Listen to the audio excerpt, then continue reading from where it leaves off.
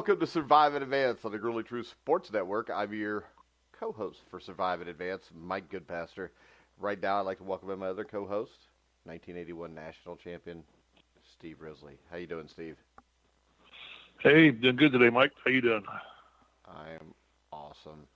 And our guest today, you can hear on the FF Face-Off on the Grueling Truth on YouTube and pretty much anywhere you can find podcasts available. Help us welcome resident Dallas Cowboy homer, Anthony Cervino. How you doing, Anthony? I'm doing great, guys. How are you? All right. Jesus Christ. Mike, why do you always have to be so negative? How is that negative? You call him a Dallas Cowboy, whatever you called him. Well, you're an The guy likes his team. Homer. Well, you know, at least we support our teams, win, lose, or draw, unlike you, who just rips on the frickin' Bengals any chance you can. No, I tell the truth. And we take the good with the bad with our. I tend not to be we tell the truth too. Fan. No, you know, our team's qualified for the playoffs. What the hell did your team do? Same thing. They didn't play in a Super Bowl either. They didn't qualify for the playoffs. Matter of fact, matter. what was the record? What was it, like 6-1 or something like that at the start of the year, and then just pissed on themselves? No, their quarterback got hurt. Oh God, yeah, their quarterback Really? got hurt. You thought our quarterback sucked all year, was overrated. I did. And you don't I think thought Dak Andrew Luck sucked all year, and I love Dak Prescott, so I don't know even what the hell you're talking about. And you don't like Jerry Jones. I mean, what the hell? No, I mean, you know, you bitch. rip on Mike Brown, And you Irsay's rip a us bitch. apart left Mike and Brown's right. a bitch. No, we're going to clear the air on this. Call it like Stop I see it, Mike. I just call Just it like stop I see it. You know, So don't you get think on it. Irsay's a The good Cowboys man? fan. That's all right. The Cowboys are, you know, tell me the last time that Mike Brown gave his corporate jet to fly people down for surgery for kids that needed, you know, were getting a Make-A-Wish thing, or, you know, Jim Irsay does that all the time. He takes kids and gives them a jet and say, you know what, go on me. Jeez. And All Jerry right. Jones Well, you know bought what? himself a big yacht that it's bigger than the damn hotel or the hospital. I mean, what the hell is Mike Brown doing? Get off the Colts and the Cowboys. Actually, I am tired of Mike Brown probably gives more money to charity than just about anybody else, and he doesn't yeah, have a his corporate charity plane. is Hugh Jackson. His He charity doesn't is have Hugh a Jackson and Marvin Lewis. How there would you Hugh go. Jackson be his That's charity? his charity. Because he's He paying them hasn't- for nothing. He That paid would be Hugh charity. Jackson 5 years ago to be the offensive coordinator, Steve. And he was a coach up until the time Marvin Jackson got fired. I don't know Stop who it. Marvin Jackson is. Don't he one of the badmouth the Cowboys He's the Jackson Colts 5 that anymore got on this left show. out. He was the 6th Jackson that couldn't sing. But I can tell you this. Maybe you didn't Just stop know this, but the Cleveland Browns. You want to hate your are own paying Hugh team. Hate your own Jackson. team. Don't hate Well, other I people's hate your teams. team too, because your team's just a bunch of redneck idiots, anyways. Bunch of trailer park trash in Indianapolis. Yeah, I know. All We've right. got the second nicest stadium in the NFL. Well, probably the third now because Who Mercedes paid Stadium for was it? pretty good. I think Dallas has got the best one. Who paid for it? And we probably got a third one. Who cares who paid for it? We okay. enjoy it. We use it. Yeah, that's stupid. You know what? How many Bungles games did you go to this year? I will not. And you go. live. How many Bengal Yeah, games, see? how many Colts games did you go to? No. I don't live in Indianapolis. No, I because can't you go got to the hell Colts out of there, so you agree with me on how bad I Indianapolis still, is. you know, and I still watch every Colts game I can. Yeah, and I watch every Well, Bengals stop it. game. Stop it, Mike. Stop it. Just because you Stop want it. to Stop kiss taking- ass and buy Andrew Luck jerseys and give Jim Irsay your money to a big corporation that doesn't give two shits about you. What That's on corporation you. is Jim Irsay? He does nothing but own his team. He doesn't own a yeah. corporation. He's not Jerry The Jones. NFL is not the a only corporation. he is. But he's not. He doesn't own a business. His only business He is owning the doesn't own a Colts. business. That's all. Which is worth $2 billion. No. It's worth probably closer to 3 now. Okay. Proves my point. But yet, even at $3 billion, he needs corporate welfare to build his stadium. No, the city sees it as a sound investment because Yeah. he gives back to the city. He Yeah. donates back to the city, as Jerry Jones probably does in Dallas too. And you you just do stop realize that the NFL mandates that so much money be donated to charities in that team's name. No, every year. well, you know, and that's a good thing. Yeah, Anthony, you that's can a jump in great here thing. anytime and defend your own damn Well, team. they can do tired it. of He's defending got the Cowboys. nothing to defend because Wait, the what entire am I defending NFL's a here? joke. Yeah, I didn't say anything bad about him. It's just Steve trying to make something up. All right. Okay. I didn't say nothing bad So about him. you threw me under the bus, Anthony? Because if you did, screw the Cowboys and your idiot owner. See? So he doesn't believe what he says. All right, let's talk about the NFL. And we're going to talk about Kareem Hunt today.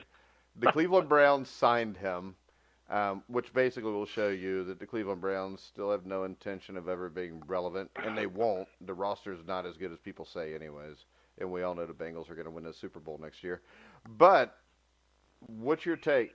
Kareem Hunt, should he get a second chance, Anthony? Yeah, I do think Kareem Hunt should get a second chance, but there wasn't going to be too many teams who were going to give it to him. I had him pegged to maybe a team like Philadelphia back with Doug Peterson, maybe the Colts with Frank Wright, because there is the ties to Andy Reid there. But the one that slipped my mind was the Cleveland Browns and John Dorsey, because a lot of it is the Browns had depth. They had Chubb, and they also had Duke Johnson, who they gave a contract extension to in the preseason.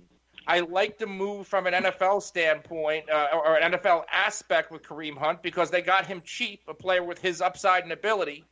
And it's a wait-and-see deal. You know, he's going to be on the commissioner's exempt list. He is going to face a suspension. So really, you know, to get a guy like him under contract, it's not really hurting anybody because somebody was going to do it. Whether it's right or wrong, somebody was going to give Kareem Hunt a chance. So is it right or wrong to give him a chance? Jesus freaking Christ. There are players in the league. There are players in the league doing a lot worse. Who did a lot worse? Joe Mixon. Joe Mixon did a lot worse. Tyreek Hill. Okay, how about Tyreek Hill? Tyreek Hill definitely did worse, but he's a Chief, and the Chiefs are ran by Andy Reid, who, I mean, let's face it, they fail because character does count at some point. You know, we never brought this up. Isn't it a double standard that they cut Kareem Hunt and kept Tyreek Hill, or is it just because Tyreek Hill did his thing in college? Oh, there was no video of Tyreek Hill. He just beat up his pregnant girlfriend, so that was no big deal to the NFL.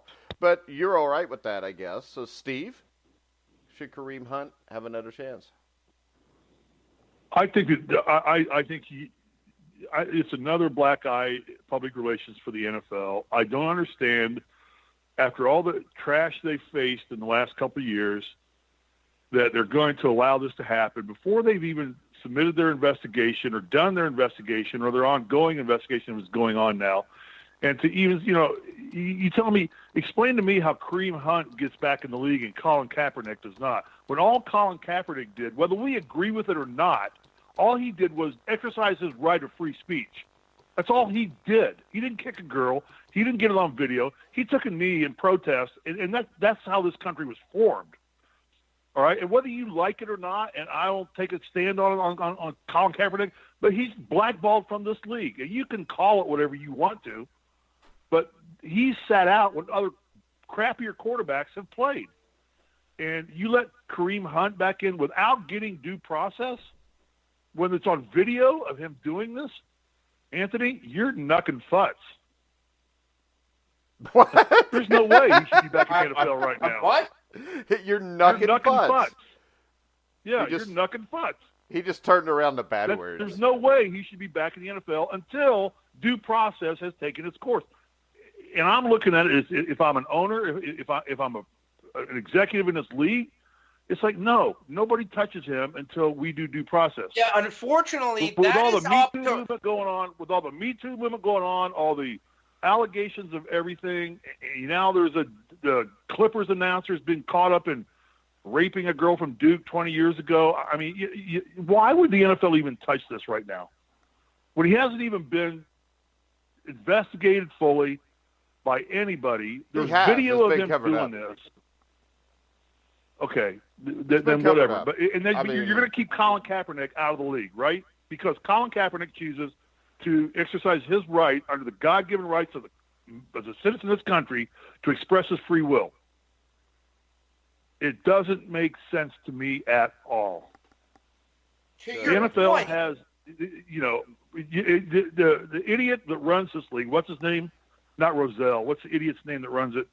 Goodell is an idiot, but he's a puppet.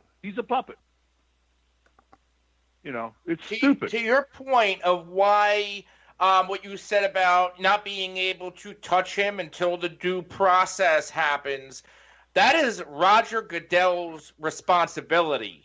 Once, nothing is said, so he's an open free agent. All the Browns did was be smart and pick him up because somebody else would have. So somebody else would have. I've watched video preparing for this discussion today. I watched video of him flat out kicking a girl already on the ground and walking over and walloping her with his foot in her face.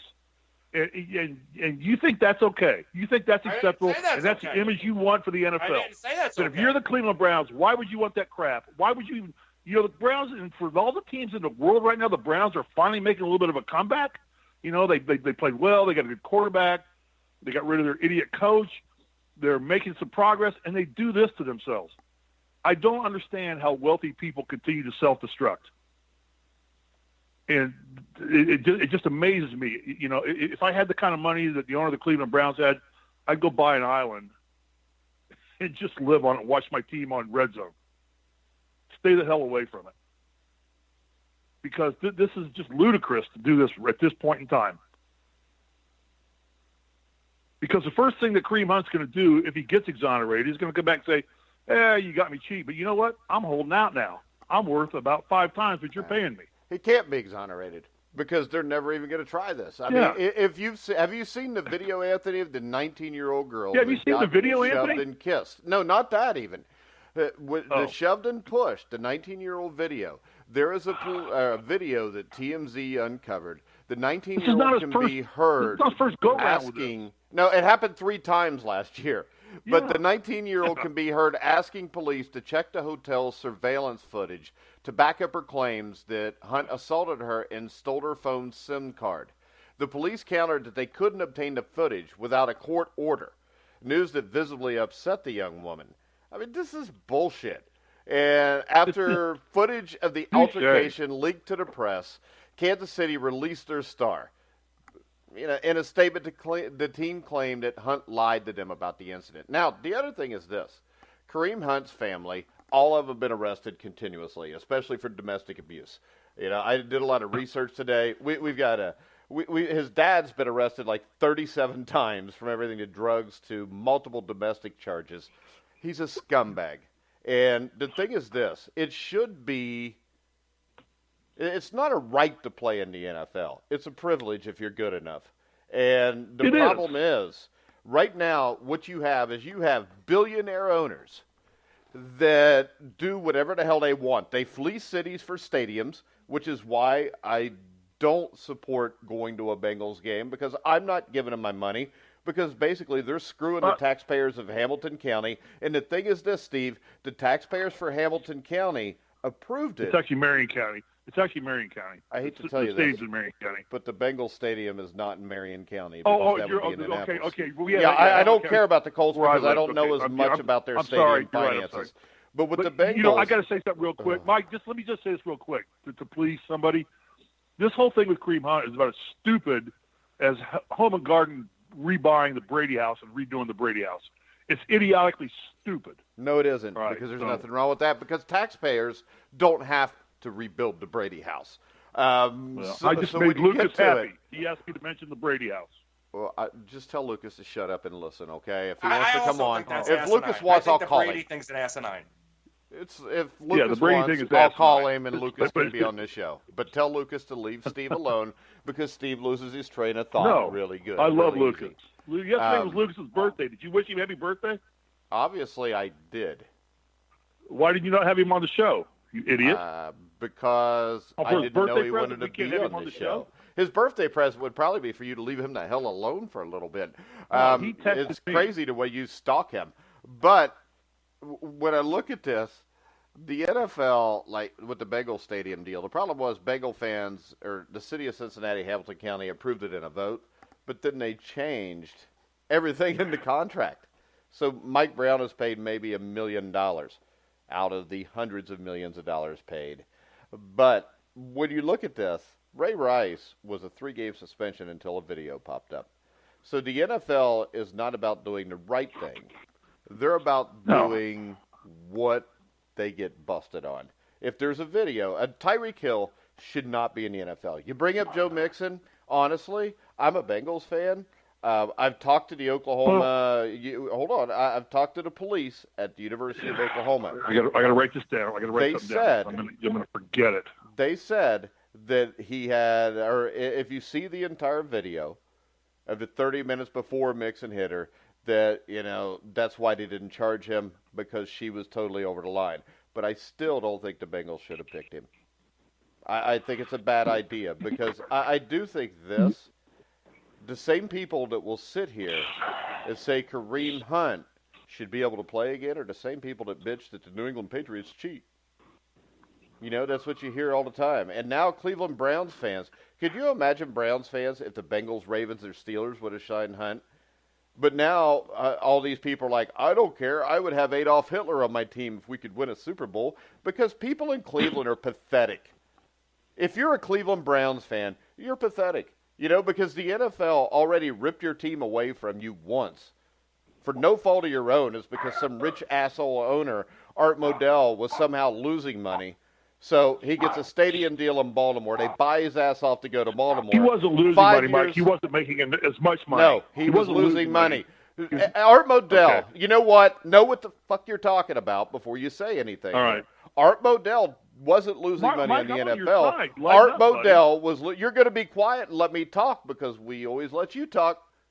Art Modell owed a lot of money to a lot of people. It had nothing to do with owning his NFL team. So the fact that he was a horrible businessman, took a team out of Cleveland that was well established, that should have been there forever.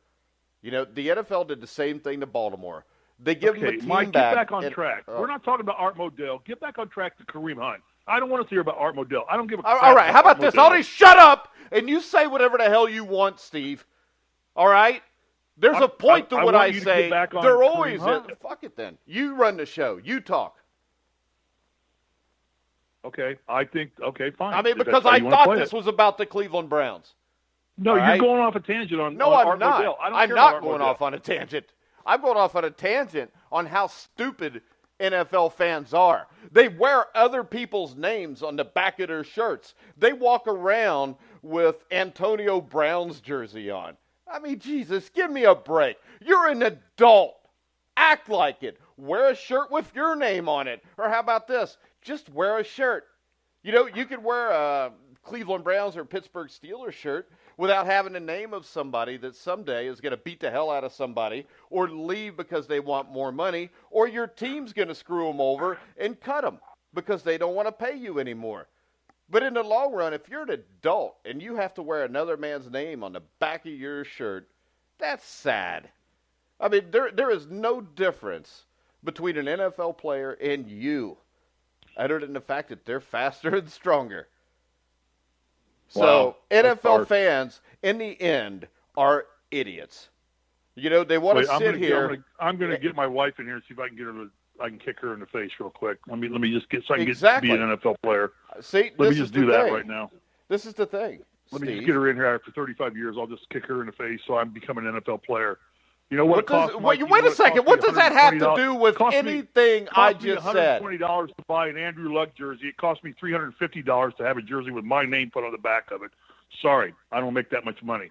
Yeah. Well, so I'm sorry, Andrew Luck jersey. But I don't own a Cincinnati Bengals jersey. I don't own a jersey for any team except for teams I coached. It's just sad. Whatever. Sad that you got to wear another man's name on the back of your shirt. You got to represent somebody else's name. Go ahead, Anthony. Are we still on Kareem Hunt?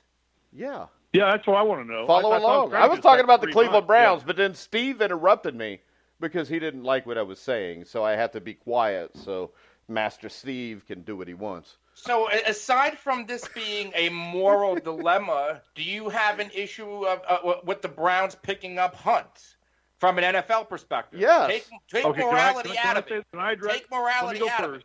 You can't take morality out of anything. The problem is this. You can't take morality out of it. The reason Kareem Hunt can play is because morality has been taken out of our daily lives. It's already been taken out of it, yeah. I think that nobody should have touched Kareem Hunt until the NFL did its investigation. No, I don't think anybody ever should have. I don't care. The NFL investigated. The NFL investigation will be made by Mueller or somebody they pay off. Did they render a decision? Have they rendered a decision yet on his obviously determination of what their rendered a investigation was? decision. No. I'm just asking, Mike. Obviously, if they suspended him, they rendered a decision. They haven't suspended him yet. He's just the Chiefs just cut him. He was never suspended. He was never suspended, Mike. You idiot. They put him on the indefinite. They didn't stop him from playing. Just cut him. They didn't stop him from playing. They just the Browns just signed him. He can't be suspended and be signed. Yes, you can. So he's on the commissioners. He's nothing. He's on the commissioners list. Land. Now he's getting paid again without due process, and it looks like he's not getting paid until he's eligible to play. Steve, he's not getting paid until he's eligible to play. He's eligible to play. No, he's not. Yes, he is. No, he's not. There's a he will be suspended for at least. He'll be suspended for at least 10 to 12 games. He's going to be on the commissioner's exempt list. Which means he ain't getting paid, and it means that he'll be suspended at least 10 to 12 games. So you can't tell me they didn't make a decision. They haven't made a decision. They've not rendered a decision. There's no judgment made. What are you talking about? The police? Anybody. Nobody's going to make a decision on this. They're going to cover it up like they do everything. Well, then what? Then he should be. Then fine. Cleveland signed him. Good for them. They got him cheap. Then move on. So you're good with That's that. The NFL. You have no problem with somebody that beats up a woman playing. I mean, no, it's I the haven't NFL. Been a problem with it. All the NFL does is objectify women, anyways. From the cheerleaders half naked on the sidelines to the people they put on the NFL Network and Fox Today in their short skirts with their boobs hanging out. So the NFL is the exact opposite of the Me Too movement. It's basically a bunch of Neanderthal men who like looking at half-naked women, and, it's all right. And with the Rams, you'll throw a couple guys in there, so, oh, look, there's guys there now, so you can't accuse us of being sexist. All right. The side, like I said, my point is just as far as the research I did, there's been no decision rendered on Kareem Hunt's status of eligibility in the NFL at this point in time. Well, that's there's an ongoing investigation. There's an ongoing investigation, and so really, truly, the Browns are within their right. I don't agree with it. I think it's a bad PR move for everybody. I don't understand why he got cut or from the Browns. How long has it been since they let him, or the Chiefs? How long did they let him go? November. Okay, so we're now into February, and they have not done the investigation yet and completed the investigation. I'm sorry, you don't need rendered a decision. An investigation. Rendered a decision. Okay. No, you don't need an investigation because there's videotape. Yeah, so, but it's bullshit, I think at this Steve. point, no, Mike, I agree with you, but I'm telling you, the investigation ended 3 months ago. Okay, and did the NFL render a decision? Let's see. It says here that the Browns made 23 is currently on the commissioner's exempt list, stemming from an assault. What does that mean? What does that mean? It means he can't play. Okay, well, nobody's playing in the NFL right now, so big freaking deal. Oh, God. Well, that means when he comes off, he'll be suspended for at least 10 to 12 weeks. Okay, then why don't they announce that? They have. I mean, they haven't announced a suspension yet, but it's going to be more than 6 games. If they've done the investigation, why have they not announced the suspension? They don't have to. They're the NFL. Okay, so see, you use that argument. Yeah, we're the phone company. We don't care. We don't have to. Right. Well, actually, it's the way it works in the world, Steve. If you're a big corporation with all the money, you have all the power. You do whatever the hell you want, and nobody cares because they want to go buy some jerseys for Kareem Hunt in Cleveland and generally be come disgusting on, Mike. people. Don't personally attack people. I didn't personally attack anybody. If I choose to have anybody. an Andrew Luck jersey and wear an Andrew Luck jersey when I watch the Colts play, what the hell do you care?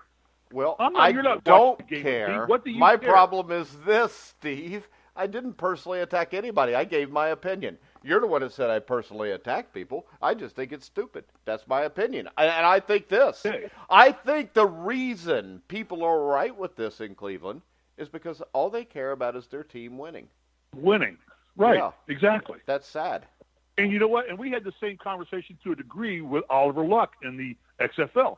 They put out that they were going to not allow people with criminal records. Remember that? We had that conversation with Oliver Luck?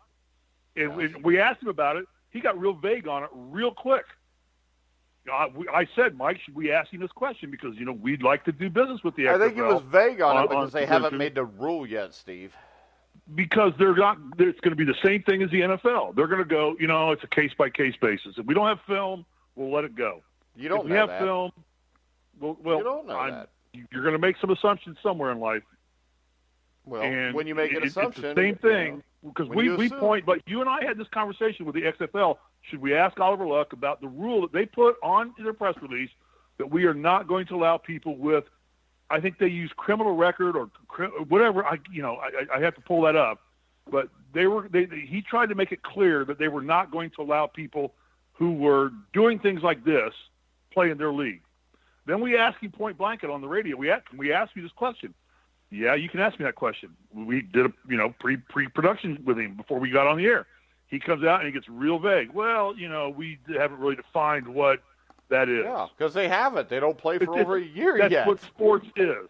The fact of the matter is that winning is more important than anything to these guys. They spend lots of money. They make lots of money. And, what's good for the goose is not good for the gander here. And that's what happens with every team in the NFL. That's kind of my point. Every team in the NBA, every team in MLB. I don't even know about hockey, or soccer, or other sports. We got guys in NASCAR. Yeah, but Steve, it seems like the guys that are the troubled guys all go. Repeat offenders. No, they all go to the same teams. They go to the Cowboys. They go to the Bengals. They go to the Chiefs. Because those are teams, and I hate to tell you this, as a Bengals fan, I know Anthony's a Colts fan or a Cowboys fan. Yes. But those teams are hurt by that. I agree. I think it's a bad move for Cleveland. It's a bad move for the NFL. I would have just sat on it until the decision was rendered and said, nobody touch him until we've announced his suspension. And then if somebody wants to take a risk and sign him, after his 10-game suspension, or he's banned for life like the guy in Baltimore was, Ray Rice. Was it Ray Rice? He wasn't banned for life. It's just nobody would sign him. But he was blackballed like Colin Kaepernick was. He wasn't blackballed. He was a early 30s running back who averaged 2.5, 3 yards per carry the year before. He wasn't needed anymore. Mike, let me ask you this: do you think then, based on this, that Colin Kaepernick should be playing in the NFL today? Based on this? The next game? No, nobody should be playing in the NFL based on this. What he should be playing on is based on he took a team to the freaking Super Bowl. And the fact that you got guys like Matt Barkley that are quarterbacks in the NFL or Nathan Peterman. Anthony, jump in here, please. Don't let us dominate this conversation, although we are. But, Mike, do you think there's a reason why Colin Kaepernick has not played in the NFL? Yeah, I mean, he's not wanted in the NFL. Collusion. Okay. All right. Collusion. Political. Huh? Yeah. It's all politics when it comes to this is the Colin thing. Kaepernick. You do realize Donald Trump controls a lot of this. The president always does because you can take a lot of tax cuts away from him. Oh, my God. Oh, my God. Well, you do understand that there's 9 owners under investigation for illegal campaign contributions. 9 owners. Not only does Trump and politics play a role, but how about all the TV networks? Yeah. And the thing is this. Yeah. Obama played a role with the NFL. All of them do because you could take the tax breaks away from them if you're not getting them to do what they want. It's just true.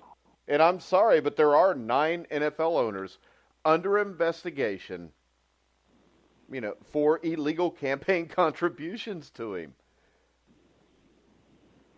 It's still a big corporation. All this shit is tied together. And the thing is this, my only point with the jerseys is not to rip people about it, is to tell people, maybe get a grip on reality and what's important. And if you're a Cleveland Browns fan, wait a second. What's unreal? What's unreal if I choose to wear a 12 Colts jersey to watch the Colts play? See, this is the or thing. I choose to wear you don't a sweatshirt no. or a T-shirt. You listen, but you don't hear, Steve. You listen, but you don't hear. That's it. Because I don't hear anybody speaking. Yeah, because you're a fucking idiot sometimes when you won't listen. You've got to listen and hear me. My point is this. This is allowed because people allow it to happen. Because we've already seen with the NFL, if you raise hell about something enough as a fan, something will get done about it. Because they want to make everybody happy because they want to keep getting paid. So, in the end, if people didn't really, have a problem with this, which they don't when it's their team, this wouldn't be allowed. I mean, right now, the Cleveland Browns fans should actually be out picketing in front of the Cleveland Browns office saying, we don't want him. And if 15 or 20,000 people did, the Cleveland Browns wouldn't sign him. I mean, we've seen guys like this sign before, and then with the backlash, all of a sudden, they don't have him anymore. We've seen head coaches in college football, basketball, that happen too. But the problem is this. There is no morality in life anymore. There hasn't been since the early 1970s. And with no morality, you can't expect, people to be moral. I mean, this is the thing. I cheer for the Bengals. I'm not a fan of Joe Mixon, and I explain to my kids why Joe Mixon's a scumbag. Because he is. Because under no circumstances are you ever supposed to hit anybody unless you are threatened. Unless you are threatened for your life, you have no reason to get in a fight. None. That's just the way it is. So I'm not going to sit here and say, a guy doesn't have a right to hit a woman. You don't have a right to hit anybody. All right? I get tired of hearing this. Well, you should never hit a woman. You shouldn't hit anybody. Unless you feel physically threatened yourself, there's no reason to lay your hands on anybody. And you're out partying, you're getting drunk, you're a freaking NFL player. Maybe you shouldn't be out partying and getting drunk. I don't think we've ever seen a guy like Tom Brady go out and party and get drunk. I've never seen A.J. Green do it. There's no video of that. You only see idiots like Pac-Man Jones, like Greg Hardy, basically people with no brain cells that think they can get away with anything they want. They have no morals to their lives, and they go out and they do stuff that is stupid, and they get in trouble. And then all the fans are like, but he can help my team win, so what the hell? Go for it. The Patriots signed Josh Gordon. I've got no problem with that. Josh Gordon has a problem with weed. And they kicked him out of the league for weed for what? The better part of 4 years, Anthony? So the better comparison here is not Colin Kaepernick, because we know what's going on with Colin Kaepernick. The better comparison is Josh Gordon.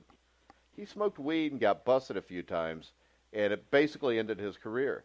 Kareem Hunt 3 times got in altercations last year in about a 5-month period, and there's a video of him shoving and kicking a woman, but yet he gets signed by the Browns, and this is the same Browns team that cut Josh Gordon because he had mental issues and he was smoking weed, but the same team that cut Josh Gordon for smoking weed is going to bring in Kareem Hunt.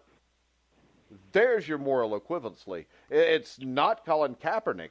Yeah, but on Josh Gordon, they dealt with Josh Gordon for a long time, and enough was enough, and they released him. They haven't dealt with anything with Kareem Hunt yet. Oh, okay. But a lot of people have, and you've got Plus, a video John of him. Dorsey drafted Kareem Hunt. He didn't draft Josh Gordon. Josh Gordon, and John Dorsey is why the Cleveland Browns will never win a Super Bowl. Here's what Anthony's trying to tell you, and what I'm trying to tell you, and where I think you're a very opinionated, smart, strong person. And I wouldn't let a guy like that on my team. Okay, and that's fine. But the fact is that you want to be judge, jury, and everybody on Kareem Hunt. The process hasn't happened yet. Yes, it has. So, no, it hasn't. I saw the video, Steve. There's nothing to justify it. We saw the video, but Jesus. And again, no way am I defending Kareem Hunt. Actually, it's obvious. You are. But a decision, and there is a thing called due process. Oh, God, will you stop with due process? Rich people it's the don't way go to this jail country's normally founded and run. unless it's a nice one. That's how you it's do not things. how this country you do things is by due run. process. This country is you don't not just run go by ready, due fire, process. aim. You go ready, aim, fire. Right now, the NFL just went ready, fire, aim. Mm-hmm. All right? They put the bullet out there before they even knew what the target was. They should have not allowed him to be signed. They said, no, he is indefinitely under suspension with paid leave, unpaid leave, however you we see what happens with police officers all the time. Every time a police action shooting occurs, he's on indefinite suspension. He's on administrative duty, something. Put him down and just say, you know what, until we get this investigation done and we render the full decision and have it done, nobody signs him. He's persona non grata until we decide. Then we let it go. Then this issue wouldn't happen. Instead, they don't do that. They drag their feet making a decision, and they let this all go. And now you've got this situation occurring now where Cleveland, it disappoints me totally that Cleveland just did this. And it's another black eye to the NFL. Why would it disappoint you? That they let you? this guy be signed right now until they came out with their final decision and suspension and said, he's either banned for a year, banned for 10 games, banned for life, whatever. Yeah, wait. So, you know what? Football's not starting up until June anyway. So what the hell? Yeah, so what the hell? There doesn't have to be a decision made right when you see the film. You could just have an investigation into it. Oh, Mike, you know damn good and well as anybody. Don't be that way. You know don't good be and well. What there way? Are always three you sides have to every story. A video, It was up to the league to make these determinations. Yeah. And the league didn't, and the Browns swooped in and signed a free agent player. Yeah. Lowest common denominator. That's what the Browns are. That's what they've been since they got rid of Paul Brown. But but the Browns did it because somebody else would have. Oh, okay. Yeah. Well, that makes it all right. Hell, that makes all kind of sense. If it was the Philadelphia Eagles, would you have the same? What are you going to say? That they're a bottom basement franchise? Yes, because you are if you do that. The Bengals are. The Cowboys are, the Chiefs are, and it has nothing to do with whether they win or not. It's the fact that they keep signing players that you would not let babysit your kid. I'm sorry. I've coached football for a long time, and the one thing I learned a long time ago is this. Somebody with no character is going to let you down when it matters. I mean, every once in a while, whatever will win something, but overall, no moral character. It's hard to build a team on that. And that video is seen, and I am extremely excited that the Cleveland Browns signed him. Because I'm not really a Browns fan. I like the fact that they're doing something stupid like my team would do, so they could be losers like my team. God. Just the way it is. The New England Patriots, this is the thing about the New England Patriots. Tell me all the Patriots who got in trouble while they were Patriots and stayed. Now, the other thing I'll tell you is this. The difference between Tom Brady and Peyton Manning was their character. When you hear people talk about playing for Tom Brady, they talk about he freaking knows everybody in their story that's on the team. Everybody gets along there. You have people that try to make up stuff, but the reason they win is because they vet players. Aaron Hernandez, stuff like that happens. It's not like they kept him around after it happened and said, we're going to wait till we get a court decision. He's out on parole, so he should be able to play. I'm pretty sure the Chiefs, Bengals, and Cowboys would probably let him play until they couldn't anymore. Mike, can I just ask you one question? Do you understand the concept of you're innocent until proven guilty beyond a reasonable doubt? Do you understand the fact that I saw the video of him shove and kick a woman? And so you're now judge, jury, and executioner. Huh? That's why we have due process. There's a video. We have various people. And you know we have what? Lawyers, we also have a ton of juries, innocent we have people that look in at jail. it from different angles. And I'm not defending Kareem Hunt in no way, shape, or form. I'm defending the process. Okay. I'm saying the process needs to be defended, you know what? The process, not Kareem Hunt. The process but you want to just kill him right now and lynch him because he don't say lynch him. You saw a video. No, don't bring race into this, Steve. Don't do that. Race has nothing to do with this. What does race have to do with anything? Talk about lynching. They lynch white people too, Mike. Yeah, who does? Have you ever seen it? Well, that was hanging is still one way to be executed in this country. What state is that? I don't know which state it is, but I think that's one of the options in some states. Maybe I'm wrong now, but I know the military. I think. I think this, Steve, just to get this out of the way. I think the death penalty. I think the death penalty. The death penalty is something. Anyway, that's not important. We're getting off on a stupid. Yeah, but the point is this: the death penalty should never happen. Now we're on the death penalty. No, because you brought it up, Steve. There should be no death penalty. And the thing you don't understand is this. The reason there should be no death penalty is because our justice system is so flawed and so many innocent people get accused of stuff and get wrongly convicted. Holy cow. We got to get off this subject. I'm done. You can talk about it all you want, but I'm not saying another word about this. About what? About our justice system? I'm not going to get on the government, on the death penalty, on any of this stuff. I'm not going to go down that road with you because it's just, it's not right to have that conversation in this format. The fact is that there's evidence we're out there. talking about due process. The evidence should be refuted. Wait a second. He should be defended. He should get due process. Dumbass. And then nobody should have touched him. He should have been suspended Unbelievable. until such time. Unbelievable. We're talking about due process. I give my reason why I think that there is no due process for most part in this country, but that can't be talked about. So I guess I'll just agree with you, Steve.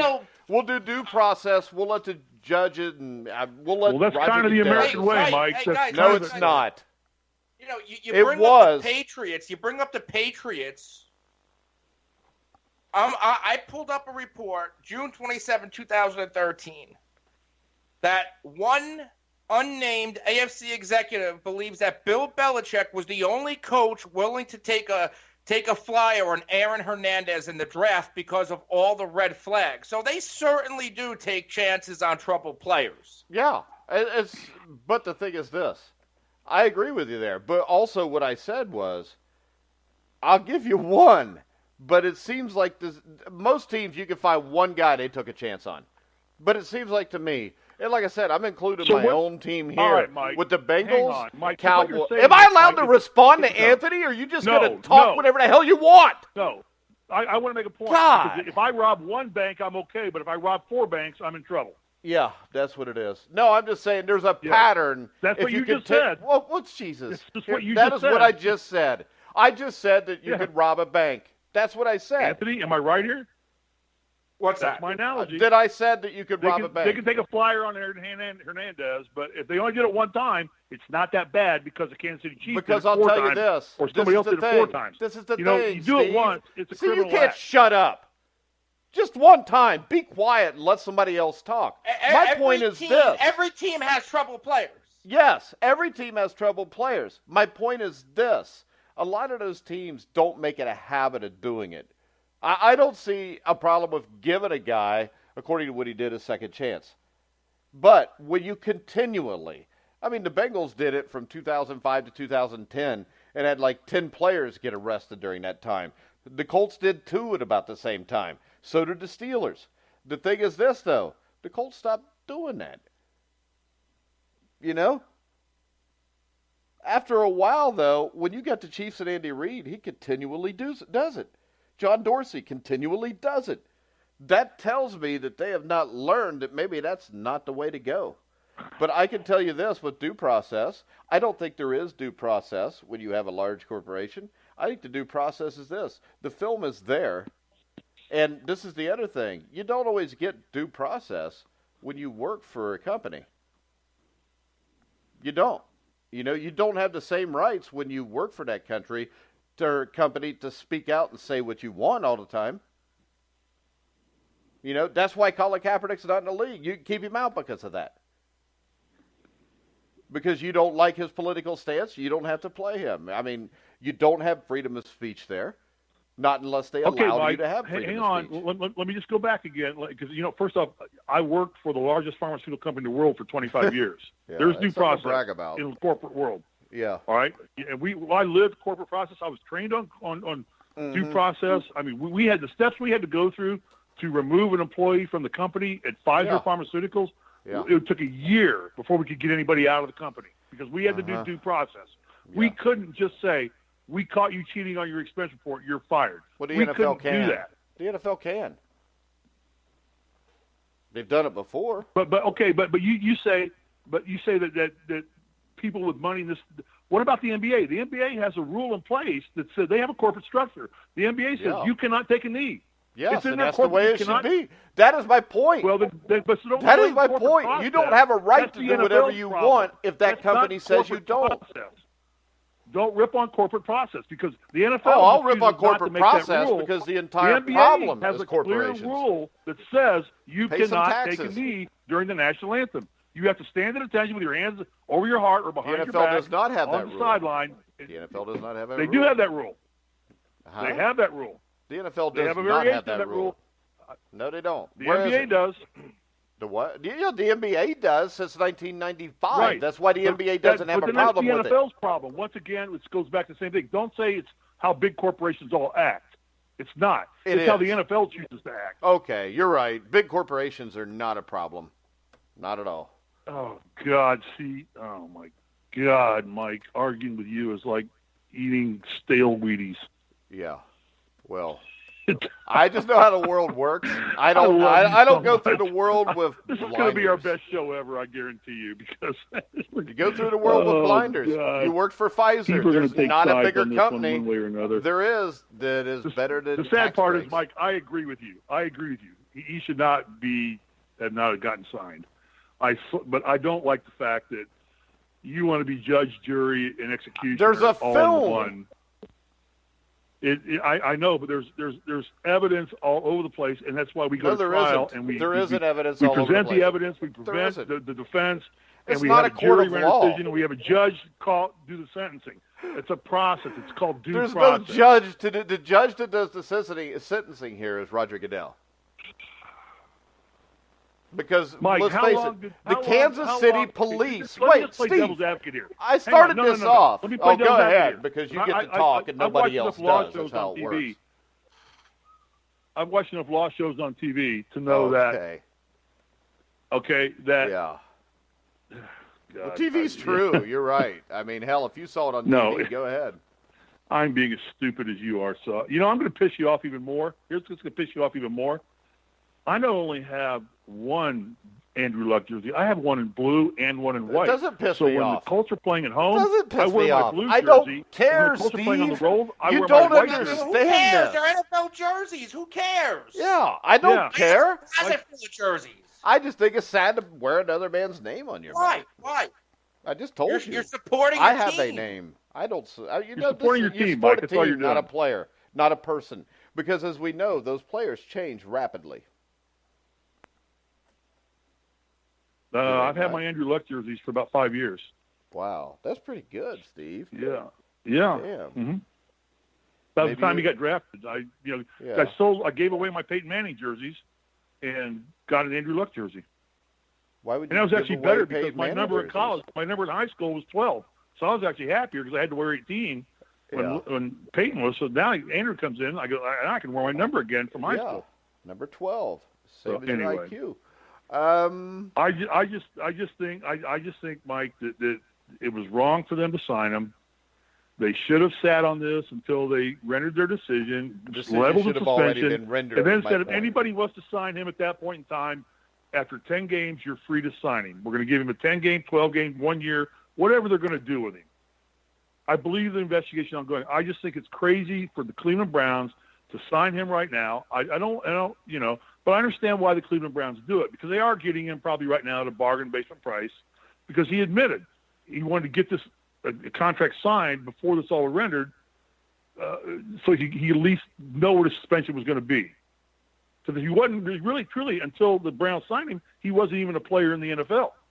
Well, they never let Ray Rice play out of the NFL. Again. They never let Ray Rice play again. He didn't get a chance. Maybe they'll not let Kareem Hunt play again. Maybe they won't. Maybe they'll come out and say, you know what, we did the same penalty, death penalty, he's invoked. Because I'd say it's probably a good thing for the NFL if Baker Mayfield and the Browns are good. So I don't think there'll be any problem there. No, I don't either. I agree with you because this is, Cleveland's a resurgent team. It's a big city. It's an underserved market. They've had terrible luck. They've lost their dominant superstar, although we in LA would gladly give him back to Cleveland right now because he's not doing much good out here. And yeah, sure, they want Cleveland to win. Well, you do know there's nobody in Cleveland cares about the Cavaliers anyways. They only cared when LeBron was there. Yeah, exactly. Right, you're right. You're right. You're exactly right. The time is now for the Browns to strike in terms of resurrecting who they are. I really don't fault the Browns, Anthony. Do you fault the Browns really for given the parameters that were laid down? No, I don't fault them at all. Yeah, hell, just sign him. It's all right. You're trying to win. That's all that matters. No, it's not right. But it's wait a second. So you applaud the Browns? Did it with, Reuben Foster. Huh? The Redskins did it with Reuben Foster. But the problem with Reuben Foster is there's no video, and almost everything points to most of the stuff he was accused of he didn't do. But they still tried him without knowing anything what's going on. He was acquitted. Okay, Mike. My point is this: if there's no video, Anthony, can I talk to Anthony, or are we just going to ignore him the whole time? No, Anthony, no. My whole point is this: with Reuben Foster, all right, there's no video. So, yeah, I want to wait till an investigation's done. But when I can plainly see what happened, if Reuben Foster would have been, filmed punching, his girlfriend in the mouth, then I would say you don't sign him no matter what the process. But I do believe everybody deserves to be proven guilty. I just believe in the Kareem Hunt thing. I'm not blind. I can see what happened. That's different. Hey, Mike. But then that's up to the police, Can Anthony answer back? Right, exactly. It's up to the police. It's up to the jury. It's not up to the police.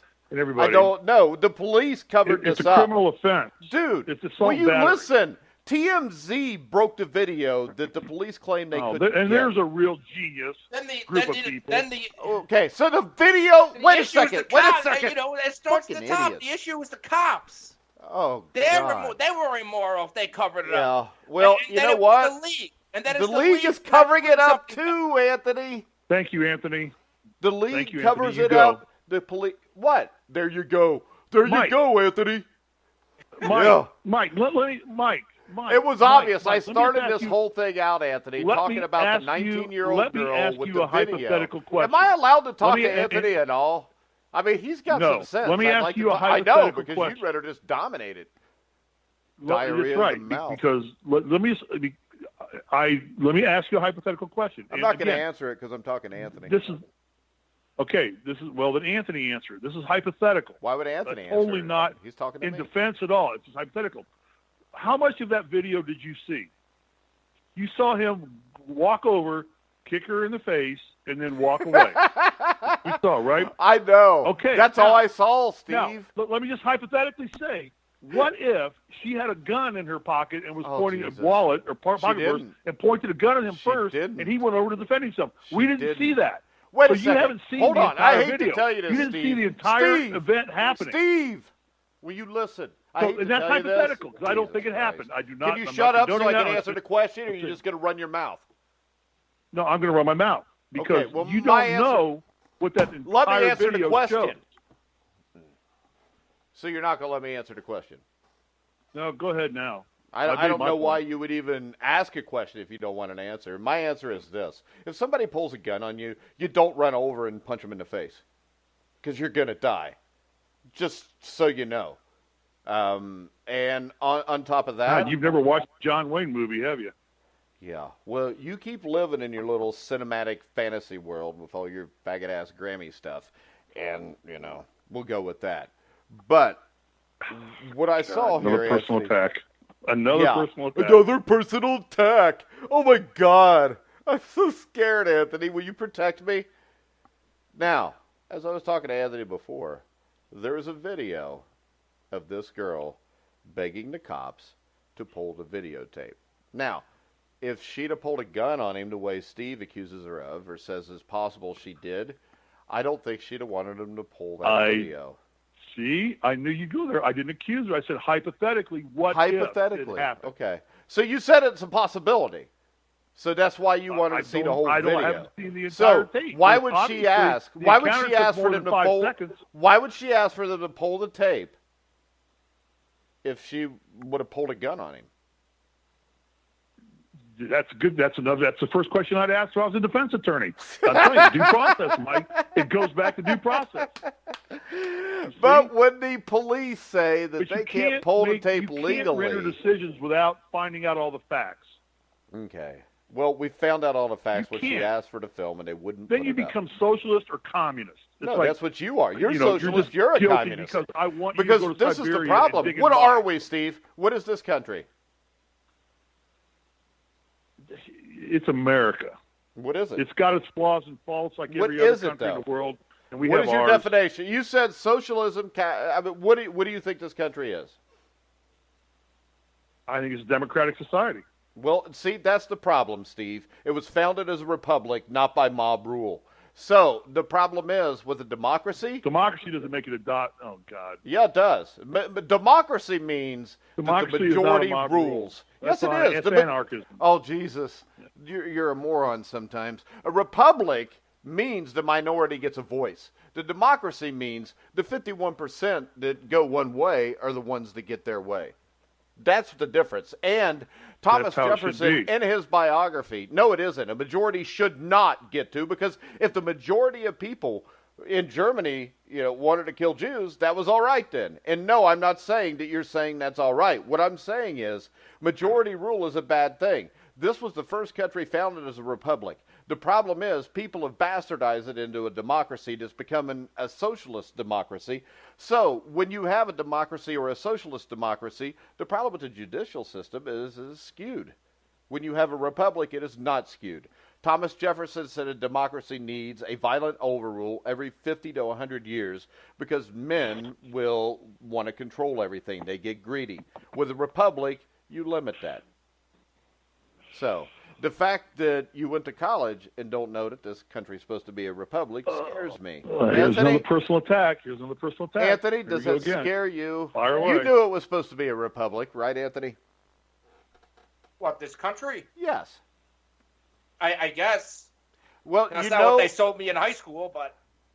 It's not what they sold you? I know. No. Because you know what? This is the thing. The Pledge of Allegiance to the republic for which it stands. Mike.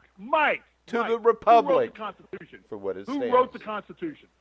The founding fathers. Thomas Jefferson, John Adams. Thomas Jefferson wrote it.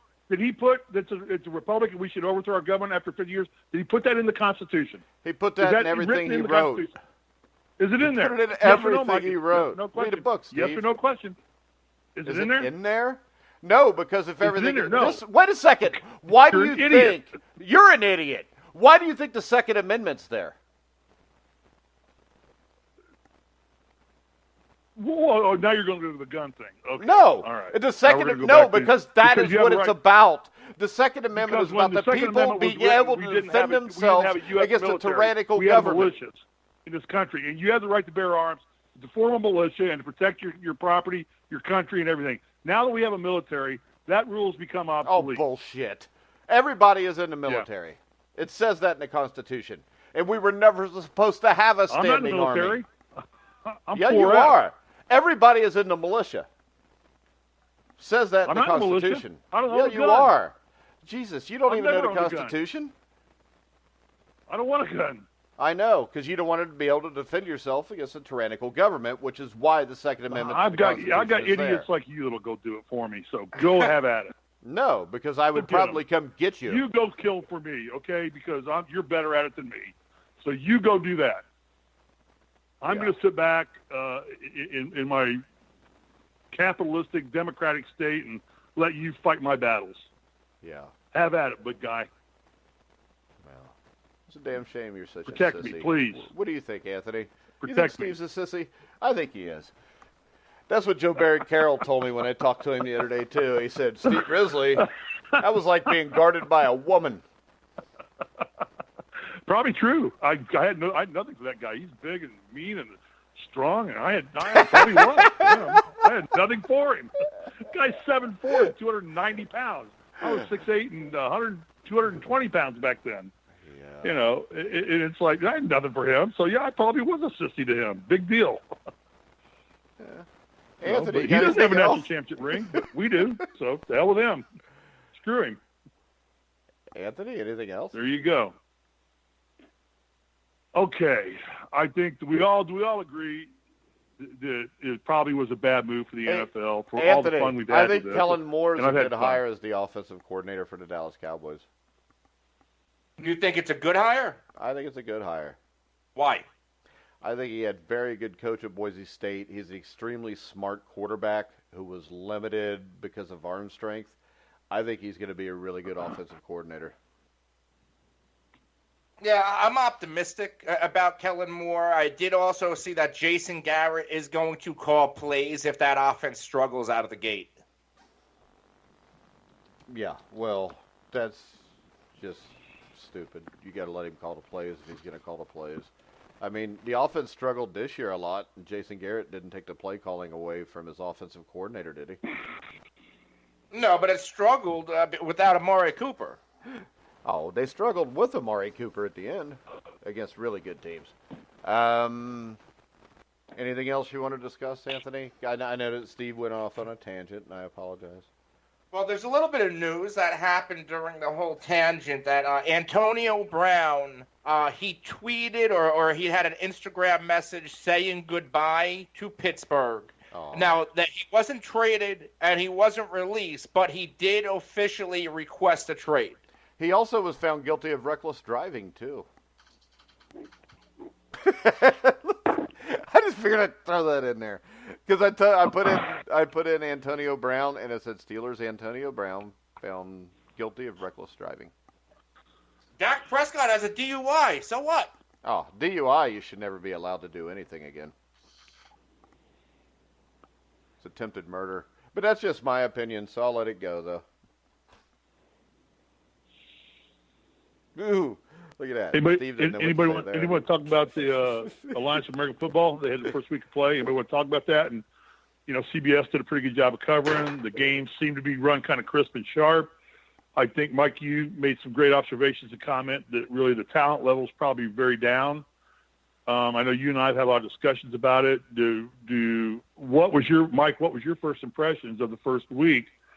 I know we both were tweeting back and forth to each other, or texting back and forth when the games were going on. And I think we both were kind of like, this is kind of a crisp game, just not a lot of talent out there. Right or wrong? Did you see some of those hits that they were allowing? What? Well, the one hit, the big hit everybody talks about, that would have been allowed in the NFL. He didn't fall on him after it. He just blasted him and rolled away. But I think the presentation of the game was really good. I think they are marketing the hell out of it. And I think people are really hungry for professional football right after the Super Bowl. My question is, how hungry are people 3 or 4 weeks from now? It depends on how these games progress. I don't think it matters, Anthony. I don't. I mean, I watched the USFL, and the USFL was really high-quality football. But every year they played, the TV ratings went down as the year went on because, you got training camp for baseball. You got March Madness coming up. Here's what I would do. Next year, the XFL is going to come. When it comes to a direct competition for the NFL, I don't think that will ever happen. But what they could do when you have the alliance and with a league like the XFL, why not have these spring leagues kind of play to go into a collective playoff and championship? Can't, because they have different ideas of what they're trying to do. And the XFL is going to have a lot higher payroll than the AAF. So that is why they've got no agents for the AAF players. You're not allowed to have an agent. And you have to sign a 3-year contract where the team can basically get out of that contract whenever they want. And I think the reason they did that is the best AAF players will not be able to sign with XFL teams next year unless their team releases them. I also think this. I think the AAF is already in bed with the NFL. They're on NFL Network. They've got NFL announcing crews. Bill Polian is one of the executives. Yeah. He came out and said, this isn't developmental league, but we are going to develop players for the NFL. Yeah, Maybe practice squad guys. That's why the contracts are probably so loose, so the NFL can go get them. well, no, because they'll let it. This is the thing: when you play in a league like that, the AAF is not going to keep you from moving to a higher league. The rules with the AAF right now is this: if it is a move that is considered upwards, you can get out of your contract. So if you're an AAF player and the CFL or the NFL offer you a contract, you can leave. But let's say the Arena Football League offers you a contract. That's considered a lateral movement. You're not allowed to do that because you've got their season ends April 27th. You still have over half an Arena League season left, but this way they're not allowed to go to the Arena League and play. They're kind of kept right where they are for the next year. I think the XFL has a big advantage here because the AAF, when people realize this is like the G League of the NFL, I think a lot of people are going to lose interest. The XFL is not going to challenge the NFL because nobody can challenge the NFL. They're too big. But what they can do is they can sell that we're not just a feeder league. This is our team, and this is going to be our team for such and such amount of years as long as we have these players. They're going to pay the players more. So I think this. I think in the end, the AAF can be the death of arena football and indoor football. And I think that the XFL, while it won't be the death of the CFL, it's really going to deplete the CFL because the CFL is allowed to have so many American players. The CFL has players that are quarterbacks in it that are NFL-level quarterbacks. Mike Riley, who's probably the best one, he makes $1 million a year there. He's not going to go play in the AAF. But if you've got a team in the XFL that'll pay him $400,000 and he can go play in Dallas, which is close to his home, he's getting up there in age, he may do that. And then all of a sudden the quality of your product is well ahead of a product that has Christian Hackenberg trying to play quarterback in it. So I think in the end, I think the XFL has a better chance to make this work. I think the AAF will hang on as long as they help the NFL and the NFL props them up. So they may last longer than the XFL.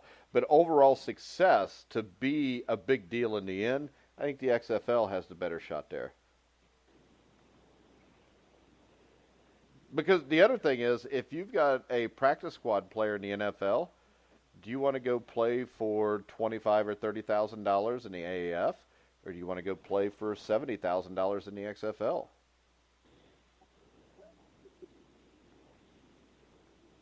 I mean, obviously the XFL does make sense, but what if the player thinks he's good enough to go to the NFL one day? Well, this is the thing, and there's a lot of guys in the AAF that think they're good enough to go to the NFL. Very few of them will ever make an NFL roster. And if you are a practice squad player and you think you're going to get to the NFL, still, you want to get paid. I mean, you go to the AAF, you're playing in a league that's not going to pay you that much money, not as much as you were making to be a practice squad player. So, yeah, I think some guys may go the AAF route, but once you get to your third or fourth year and you're a practice player or you're a third-string backup, the XFL offers you a chance to go play, get paid, instead of sit there and hope that someday you get to play. So the thing is this, there's probably enough talent overall to actually have two spring leagues. The big problem is this, though. There's not the quarterback talent to do it.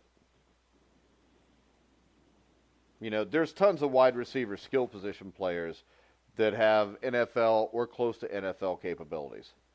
But there's not that many quarterbacks. Hell, a third of the quarterbacks sitting on NFL rosters aren't that good at quarterbacks.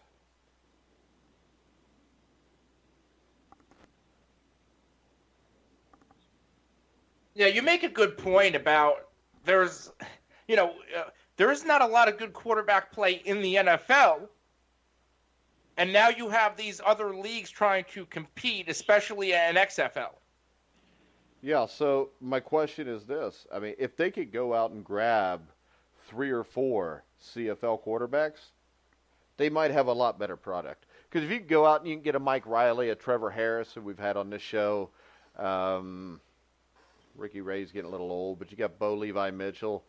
You put Bo Levi Mitchell in Dallas, Texas, you're going to draw a crowd too. Finally, what? Do you know what the XFL, or is there any idea of what Vince McMahon or whatnot, what he's going to pay players? Steve, do you remember we asked him that question? Was it $250 for a quarterback? Yeah, there was something in that price range. It was they have a standard pay grade for each position that they're going to pay, and it's kind of like a guaranteed. I don't remember the exact name. I'm sure we could Google it real quick and look it up. It says 75,000 is the average salary, but I'm pretty sure, salary. Yeah. When we brought up Trevor, were the highest paid. Yeah. Yeah, when we brought up Trevor Harris to him, I thought he was talking like 250 or 300,000. But it's not a free agent market like the NFL. You're not going to be able to go negotiate your own deals. You're going to take what they want to pay you, and that's all. Because they've got a budget. Vince is talking $500 million for 2 years. He doesn't have a lot of money to spend to field 10 teams. Including coaches and players and staff personnel and things of that nature. So there is going to be a limited amount. Yeah, but what I'm saying is this, Steve. If you get the average salary of $75,000, you're going to be fine. You could pay the hell out of a quarterback still and be nowhere near $500 million. So agreed. Yeah, agreed. Yeah, no, yeah. I think that part of what Oliver Luck told us was good, that they've structured a way that they're going to not get themselves in a financial disaster situation in the first 2 years and see if they can fly it in 2 years. I think within 2 years you'll know whether the XFL is going to succeed or not. In my opinion is that if I was the AAF right now, I would kind of take the model of the G League and the NBA and say, let's just pair up with the NFL and let's be their G League. Let's maybe they already are. I think they already are. Yes, and I respect that from you. That's why I've been quiet, because I respect what you're saying. I think they are, but I think you just make it official, and like the G League now, is kind of like, I don't know if it's actually a infrastructure of the old CBA. What was the old? Was it the CBA? Yeah, the Continental Basketball Association. Continental Basketball League, yeah. That kind of became the G League, didn't it? Did it not? Or the kind of infrastructure? They tried to. I don't know that they ever pulled it off. I think what they may have had is Isaiah Thomas was commissioner of the CBA. I think Isaiah actually owned the CBA at one time. I think at one time he owned the CBA. And I think it kind of became the G League, either in model or in actual, properties. Actual properties. I don't know, but I think that if the AAF looks to me like it's heading in that direction, then I think, Mike, would it be fair to say that you might get a better quality of quarterback and younger players that are coming in, guys that are kind of, you take a kid like, who's the guy that played quarterback for Alabama a few years ago? McCarron? Was it McCarron? Yeah. You take a guy like him and put him in the AAF for a couple of years, let him develop and see if he's going to be a good quarterback or not. Well, we already know he's not, but the thing about him is this. But right now, though, he's on an NFL. But the thing is this. He's the second quarterback in Oakland, and if they don't have a third that they trust, this is more of a practice squad quarterback will go there. They're not going to put their number 2 guy there because if he gets hurt, they don't have him anymore. Yeah. But, all right, we've got to get to the next segment with Bobby Sheridan from the Sheridan Report, and I have a surprise for Steve Risley, so everybody will want to listen in, and it'll be a good one, Steve. But okay, Anthony, you want to tell everybody where they can get the Kareem FF face-off? On the phone? You got Kareem Hunt on the line? I might. Anthony, you want to tell everybody where they can hear the FF face-off? Steve was talking over you. What's new, right? You want to tell everybody where they can hear you on the FF Face-Off? Yeah, you can find the FF Face-Off on YouTube, Apple Podcasts, Google Play, and on all the top social media platforms at the FF Face-Off. And you can also follow me on Twitter and all the other social media platforms at The Real NFL Guru. All right, guys, we're going to let Anthony go. We're going to take a commercial break, and then we're going to come back with Bobby Sheridan from the Sheridan Report and a special surprise for Steve Risley. Anthony. Yes. Are you coming back next week? Absolutely. You have to ask me that. You ask me that every week. I'll be here. That's because he always interrupts you and never lets you talk. And hopefully we'll talk about football next week. We did this week. I agree with you entirely, not law. Oh, look at the sissy. Yeah. Go ahead and back off right away. Are we ready for a commercial break? Goodbye. Communist. See you, Anthony. Thanks. See you later. We're going to take a commercial break, listen to a commercial for the Out of Left Field. We will be back right after this. Hey, sports fans. Chris and Graham here from the Grueling Truth Network. Baseball's boring. It's too slow. Where's the fun in it? If you think that, then why the hell aren't you listening to Out of Left Field with us on thegruelingtruth.net? On our show, we make baseball way more than just a bunch of numbers. You laugh with us, probably yell at us, and hopefully learn a thing or two from us. Ever wonder what it's like to be a major league umpire or why they made the call they did? Lucky for you, we have our own umpire on the show, even have big league umpires stopping by from time to time, and even the occasional big leaguer or two. And all of that's just the first 10 minutes. Come on by and join the fun. Listen to Out of Left Field with Grant and me every week on thegruelingtruth.net, and give us a follow on Twitter and Facebook. Just search Out of Left Field with Chris and Graham and like our page on Facebook. Or use our Twitter handle, @OOLeftField. It's that simple. See you all this week when we put the ball in play on Out of Left Field. All right, guys, we're back on Survive in Advance. I apologize for Steve Risley's giggling and whistling while you're trying to listen to the commercial for Out of Left Field. But, Bobby Sheridan, are you there? I'm here, and I even heard that whistling. I know. That's just disrespectful to Out of Left Field, don't you think? Was that the IU tune, or what tune was that? I don't know, but so Bobby, I have a special surprise for you and Steve. What's that? I would like to welcome new Cleveland Brown Kareem Hunt to the show. How you doing, Kareem? Oh, I'm doing pretty well. How you doing? Sounds a little bit like Kareem Hunt from Canada. Is Kareem Hunt playing in the Canadian Football League right now? That was the worst funny. Kareem Hunt impersonation anybody has ever done, Lucas. Man, that's hilarious. How you doing, guys? You guys are... Lucas, my man. Save me, Lucas. Save me, please. Lucas, are you in LA? Are you in LA yet? No, I got my flight got canceled yesterday. Well, today actually, because of the horrible snow that we're having in Toronto. So I'm flying in hopefully tomorrow. Hey, and Well, speaking let of us know. Toronto, real quick, I want to let everybody know that we will be premiering our new Toronto Raptors podcast later on this week called Toronto Yes. Sports Matters. There you go, Lucas. Nice. Well, I mean, there's a lot to talk about the Raptors. Some great trades that happened, so it's a lot of fun. All right, Bobby Sheridan, break it down for us. How can Lucas and Steve make some money tonight? Well, we got two top plays tonight, and I'm going to speak a little bit on both of them if I can. And let's go to the NBA first. We got the Spurs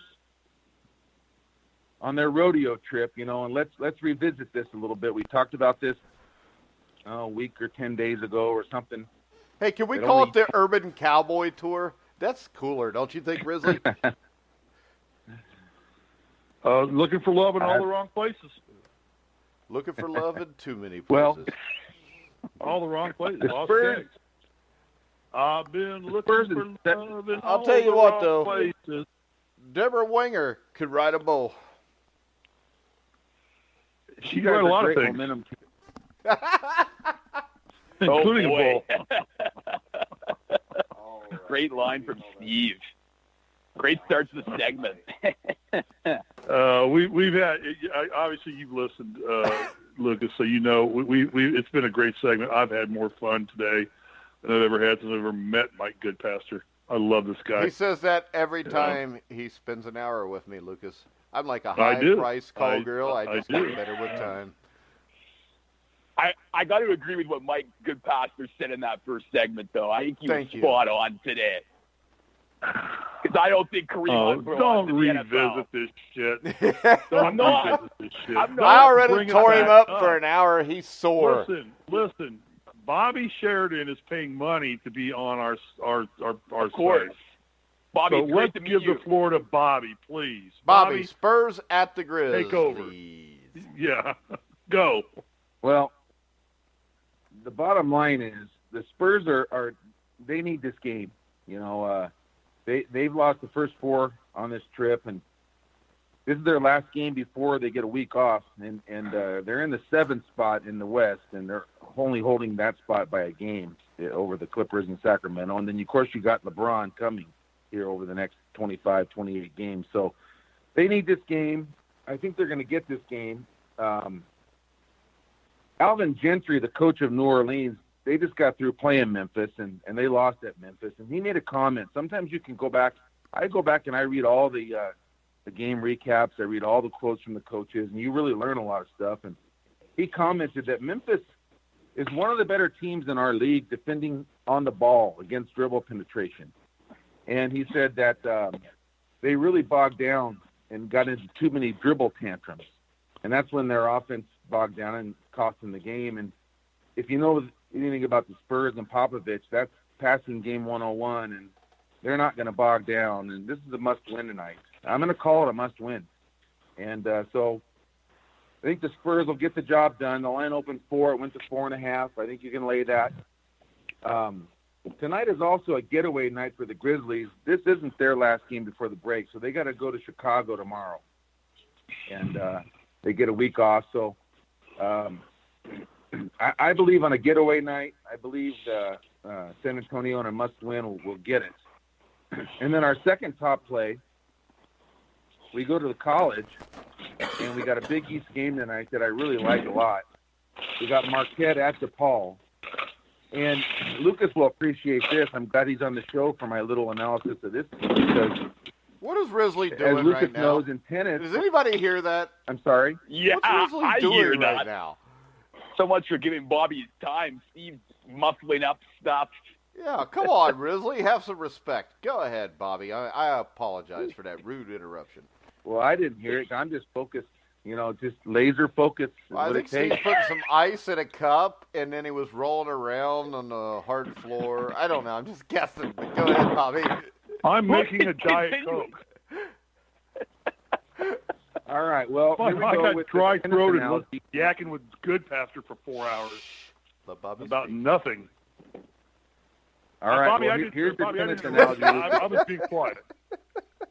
Don't you love how he has to talk for a minute to tell you he's going to be quiet when we all know he's not? Hurry, Bobby. Do it now. Yep. All right, here we go. Well, excuse me, I'm going out to the pool. I'm looking at my pool right now. They just cleaned it. It's 75 degrees and sunny in L.A. I'm standing up by my pool. Well, why don't you go and see how long you can hold your breath underwater? Okay, go ahead, Bobby. If we weren't on air right now, I'd hang up on you guys. But we're on air, so I won't. Hell, if we weren't on air right now, I'd hang up on all you guys. I'm ready to hang up anyway, whether we're on air or not. Well, the fans want to hear this pick, so let's give it to them, and then we can banter all we want. There you go. All right. Well, here's the tennis analogy, Lucas. When you break a guy's serve, they call it consolidating, right, Lucas? When you get your serve back, and you of course, and you know how important that is to winning. And Marquette's going to consolidate tonight. They're going to go down to DePaul, and they're going to consolidate that huge win over Villanova that they enjoyed on Saturday. And this win tonight's going to bring them within a half game of the conference lead, and basically there will be no letdown in this spot. They've beaten DePaul 6 out of 7. The lone loss was last year at DePaul when their star guard scored only 12 points and had 5 turnovers. They lost 70-62 1 year ago. It was February of last year. But they've beaten DePaul 6 out of 7, and Marquette, who I think is a sleeper Final Four team. Well, I don't know about a sleeper, but they're my pick for a Final Four team, and it would be a bit of an upset since they're around 10 or 12 ranked. But there'll be no letdown. And whatever it takes is what they do to win a ball game. And let's go over two quick things. They just win on Saturday. The Hauser brothers are held to 4 points, and a guy by the last name of John, scores only 2. So those guys get 6 total points. But Howard, the star, goes for 38, and Anim goes for 18, and they beat Villanova. Huge win, whatever it takes, right? Last month's DePaul win, when they beat DePaul at home by 10, the Hausers go for 33. John goes for 16. Howard gets his 23. Anim shoots 0 for 9, but they win by 10. These guys, whatever it takes, they're going to get the job done. And in a situation tonight, consolidating that Villanova win, I think you can lay the 3 points on the road and get that one. A couple numbers. DePaul has lost 36 straight games against teams ranked in the top 10. And in that loss last year, Howard, I mentioned he had 12 points and he had 5 turnovers. And he's not leaving that place tonight without a win. That's the kind of leader and the kind of senior guy this guy is. So I think you've got a good 2-team parlay tonight, a real strong one I really like. I like the Spurs, and I like Marquette. I agree with you on Marquette being a possible Final Four team too, Bobby, because I don't think everybody talks about the 3-point shooting with Howard and the Hauser brothers, but defensively they're very good also. Yeah, they're very good, and they're coached well, and I just like their toughness, and I like how their season is developing. You know, you got to watch that stuff. You got to look for that stuff, and I like how it's developing. And I woke up this morning, one of my naps that I take. I don't ever sleep 8 hours straight, but I woke up and I had a vision of Indiana playing DePaul at Madison Square Garden. Either don't do that. The finals, I don't know, but I think that's going to happen. I just have a feeling, that those. I don't know why, but I had a vision of that. And so anyhow, let's go Marquette and San Antonio. We have 2 other plays that we like tonight that are secondary but solid plays. And Steve, I want to talk real quick before there's an on this day. We got to cover all these on this day. First off, when's the All-Star game? Is it coming up? Is it this weekend? Yeah, the All-Star game is Sunday, Steve, and there'll be games through Thursday this week. The All-Star game is Sunday, then they'll, get going again back on next Thursday. So they'll give these guys. Did I see the Pacers have won? The Pacers have won 5 straight games. Yeah, they get in there. These Pacers have won 6 straight, and they straight. Really got to shut at that 4th spot now. Yeah, they got to shut at that. Hold on to that. Are you betting on the Pacers? I think I've had them twice in that 6-game stretch. I don't follow the NBA as closely as a lot of other people do, but I just happened to be on because you were tweeting me at about 4 a.m. this morning you're in Vegas, right? You still in Vegas? Yeah, I'm in Vegas right now. I'll be coming home tonight. Yeah, and so I'm out here watching. What the hell movie was I watching last night? I can't remember. It was so late. Oh, I was watching Happy Gilmore. Great movie. I was watching Happy Gilmore, and I'm getting tweets from Bobby all night long, and we're tweeting, we're texting, and tweeting back and forth. And it's what else is new? Do you ever sleep? I was thinking the same thing about you. I'm 60 though, but I can't afford to sleep anymore. I'm going to die pretty soon, so I can't afford to sleep. I can't waste my time. But I'm like, Bobby, good God, you've got your beautiful girlfriend there. You're in Vegas. Go see Donnie Marie. Go to bed. Jiminy Christmas. Hey, success is not easy, Steve. I have my routines that I go through, and I get my sleep in when I need it. I guess. So all right, on this day, what do we got, Bobby? On this day, I was having a conversation. Go ahead. On this day, Bobby. If you remember when I first started coming on the air, probably a month ago or something, I introduced On This Day, and we did that 5 or 6 days in a row. And Steve goes, "When are we going to get some NASCAR?" And Mike had to remind him, well, it's not NASCAR season, Steve. Wait till we get into NASCAR season. Well, Steve, we got one for you. On this day, I believe it was 1984. I don't have it in front of me, but Cale Yarborough was the first to break 200 miles per hour at Daytona in his qualifying. Talk to me about Cale Yarborough. Talk to me about that moment. What can you lend to me? Well, you kind of hinted that you were going to go this way last night to me at about 4:20 in the morning. I just pulled the text up. So I said, I better research this. But then I thought, you know what? Screw this. According to you and Mike, I'm just color. So I'm going to let Mike tell you all about Cale Yarborough. I'm just a color commentator. I'll tell you the highlights, but Mike can go tell you all about what a great success Cale Yarborough was in NASCAR. Still is. He's still alive. Yeah, so, Mike, take it away, buddy. Great. But you talk about the 200 miles per hour that he ran in 1984. The thing that was interesting about that is he did an interview that I remember seeing where he actually thought that was too fast and it wasn't safe for drivers to go that fast. Did you know that, Steve? Oh, wow. I knew that. Mike, do you know who the fastest driver ever to record a lap in NASCAR is? Danica Patrick. I don't know because everything I know is before 1990. So I can tell you this. It was actually Bill Elliott who ran over 212 miles an hour for a complete lap. He holds the record for the fastest lap ever put on by a NASCAR driver. But the interesting thing about Cale Yarborough, Mike? I don't know. What? He's only the second driver ever to win 3 straight Winston Cup championships, or Grand National championships, as they were probably called before once he jumped in. He won 3 in a row. Before he's third all time on the wins list, behind only Richard Petty and David Pearson. David Pearson actually, he kind of ran David Pearson's car a little bit because David Pearson never wanted to run a full season in NASCAR, but yet he still ended up second on the all-time list. You know who the only other driver is to win 3 NASCAR championships in a row is, Mike? Yes, I do, Steve. Do you? Who? Yeah, I do. What? Oh, I don't? You're trying to say that I don't know who the only other one that won 3 in a row Well, who is it? Who is it? Google quick. Come on, keep stalling. Google what quick? I don't know. I would have to guess. My guess would be Bobby Allison or Darrell Waltrip. No, it's actually Jimmy Johnson who won 6 in a row, you idiot. Yeah, I'm an idiot, but I just told you I didn't know anything after 1990. So. Yeah, okay. And Steve is loving this. All right. Yeah, so this is my time to blow Mike totally out of the water and make him be the color guy for a while and let him know what it feels like to be, I love it.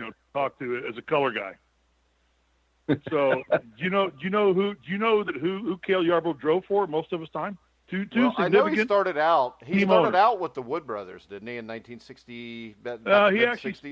No, he didn't actually. He started with Bud Moore. He actually started out with Bud Moore, and he went to the Wood Brothers because he won his first Daytona in '68 with the Wood Brothers, though. Well, that may have been his first Daytona, granted, but he's been running a lot longer than that. He did it for Junior Johnson too. Yeah, and Junior Johnson was probably. You know what, Junior Johnson? What do you know is significant about Junior Johnson? What do you mean? What do I notice? Cinematographic-wise. You mean movie-wise? Cinematographic. Yeah, movie-wise. Jesus, cinematographic. Days well, of that's what we call it in Hollywood, you idiots. No. Cinematic. What? You can't even say that. Yeah, Jeff Bridges played him in a movie called Great American Hero. No, it was called The Last American Hero, you dumbass. Last American Hero. Thank you. Last American Hero, yeah. Mark one up for me, boys, because I just nailed this. There you go. No, he drove for Bud Moore. Bud Moore and the Wood Brothers were 2 of the best car owners in their era and their day. And Cale Yarborough was widely regarded. No, Junior Johnson. He drove for Junior Johnson more toward the end of his career. He won a lot of races for Junior. When he won his second Daytona 500 in 1977. Right, and that's not towards the end of his career. Right, and that was pretty much toward the when did he retire? When he retired. He retired shortly after that. Mid '80s, wasn't it? He became a ceremonial racer at that point in time. That's bullshit. Because the last time he won was the Miller Lite Open in 1985. That's 8 years after that. What is Cale Yarborough most well known for in NASCAR? Oh, the fight in 1979. There you go. Yeah, I love him that and Bobby fight. Allison, I remember Donnie watching Allison, that actually. fight. That's what I used to watch NASCAR. You know that's the event that put NASCAR on the map. You know why it did, Mike? Because it was the first live televised broadcast at a Daytona 500 when he was driving the number 11 Chevelle Laguna. But what else was significant about that event? What do you mean, what else was significant about that event? It was the first That was the day of the great blizzard of the East Coast, when everything was shut down and nobody could get out of their house. Yeah, but that doesn't mean actually people were watching it. The race was delayed because the rain in the south was part of the snow in the north, and the race was delayed to the point to where they almost canceled the race because they didn't think they were going to have daylight to get the race in. And they ran actually the first 30 or 40. I'm not looking at Wikipedia right now. Neither am I'm doing this off the top of my head, unlike you. Yeah, I looked at Wikipedia to know Yeah. something that I watched. You need to quit being such an arrogant asshole. Just because you know something about NASCAR don't make you special. I used to watch it too. But you could give me on anything Bill after France 1990. Jr. almost But I don't know. pulled- Lukas Weese is here. call. Lucas, have I held my own with this NASCAR stuff? Has it sounded like I was looking up Wikipedia for most of this stuff? Not really. I mean, you've actually surprised me, Mike. I thought you hated NASCAR. I do now. Lucas, Before 1990. Lucas, you idiot! I'm on Wikipedia right now, and he's reading right off of Wikipedia. Sure I am. I'm reading right off of Wikipedia because I could give that answer that quick. Yeah, well, I can give it to you right now too. You know what car he drove in 1969? What he made famous? No, I don't. Well, look it up on Wikipedia. It's right there. The Mercury Cyclone spoiler. I'm not looking on Wikipedia. Yeah. Mm-hmm. Okay. Yeah, you are. Yeah, because I can answer. You can't I can be read that smart. Wikipedia that quick. Yeah, I can't be, but I am. Suck it, Steve. I know. All right. Whose truck's bigger, Mike or Steve? Well, Whose truck's bigger, Mike or Steve? Actually, I have a truck. Steve probably doesn't. It's not a contest. I don't really give a damn. I thank you for bringing up NASCAR. I really don't care. I have my championship I actually ring. know about Cale Yarborough. I don't know about need Richard to win Petty. anything else anymore in my life. Dick I have an Trickle. NIT championship when Dick the NIT was Trickle. relevant. Indiana might get one this year again, Steve. Dick Trickle. Yeah, no, they won't get. They may get in the NIT, but they're not going to win one. Well, That's for sure. I agree with that. Lucas, what's going to happen at the golf tournament this weekend at Rivy? And Rivy is I have been able to drive by that course. I have busted my butt to try and get on that course and play it, but it is as hard to get onto as Augusta is. If you don't know somebody with money and power, you cannot go play Riviera. And I know nobody with money and power in Los Angeles. Well, I've driven by the most gates to it a bunch of times, just down here in Brentwood in Pacific Palisades. But Yeah, what's going to happen? Well, I think you got a stacked field this week. I think it's one of the first, sure we've had Torrey Pines, sure we've had Pebble Beach, but this is where, in my eyes, the season begins. Because I think that Riviera is you got to hit good golf shots on that course. It's, you got to play well. You got to hit the ball in the fairway. And you got a lot of big names this week. Obviously, Tiger Woods, that goes without saying. Jordan Spieth, Kenny, he's trying to get back to where he was a couple of years ago, but he just seems to not be able to put 4 rounds together. Phil Mickelson, he just won at Pebble Beach this week. He's going to be riding high going into Riviera. Rory McIlroy, Justin Thomas, so Bryson DeChambeau, who had success overseas. So I think we're going to be in for a great tournament this week, and I think it's going to really, get these players, leading up to the Players' Championship, which is only a few weeks away now with the new PGA Tour schedule moving that tournament to March. So I think that it really makes a tournament like Riviera, the LA Open, a lot more important now, given that the Players is only now a few weeks away. Well, Ribby's always been important because it's Hollywood. I mean, it's Hollywood. It's like, Wahlberg and Woods have been out here promoting Wahlburgers, hamburgers, and doing, golf events all week out here in L.A. already. But, and Bobby, I'm going to ask you a question in a minute here. You know what's significant about Ribby, Bobby, or Lucas? Well, I mean, what's significant about it is that I belong to a club out here called Woodland Hills Country Club, and it was designed by William P. Bell, who also designed Riviera. So it's a sister course. So actually, the course that I play on when I get to play is pretty much designed just like Riviera. And they go out and say that the two best greens in Los Angeles, two sets of greens in Los Angeles, are Riviera and Woodland Hills Country Club. We putt on greens every day that have a stimp of about 10 to 10.5 to 11 or 12, depending on how much rain we get out here. And they're incredible greens. And William Bell, along with George Thomas, came in and redesigned the course, and did both of them, but they're sister courses, actually. So we get that little flavor. And when you look at the first hole, you'll see the tee. It's elevated tee box down to a valley. You kind of see them tee off from the clubhouse. At Woodland Hills, where I belong, we had the exact same kind of tee shot and launch angle going down, where you actually are hitting probably 150 yards downhill off of a tee box. And it's really kind of cool. So just a little known fact. I could get into Woodland Hills for nothing, but I could not even get in the gate to Riviera. They won't even let my car in the gate for anything. He was a delivery boy. So anyway, Bobby, who's the favorite this week? Bubba Watson's kind of running away with this thing last couple of years, hasn't he? Yeah, Bubba Watson has 3 wins there, and Lucas just had some really great information. The only thing he left out, I don't think he said Dustin Johnson, and Dustin Johnson. Yeah, true, DJ. Yeah. Oh, did you say DJ? No, I know. You got that one, Bobby.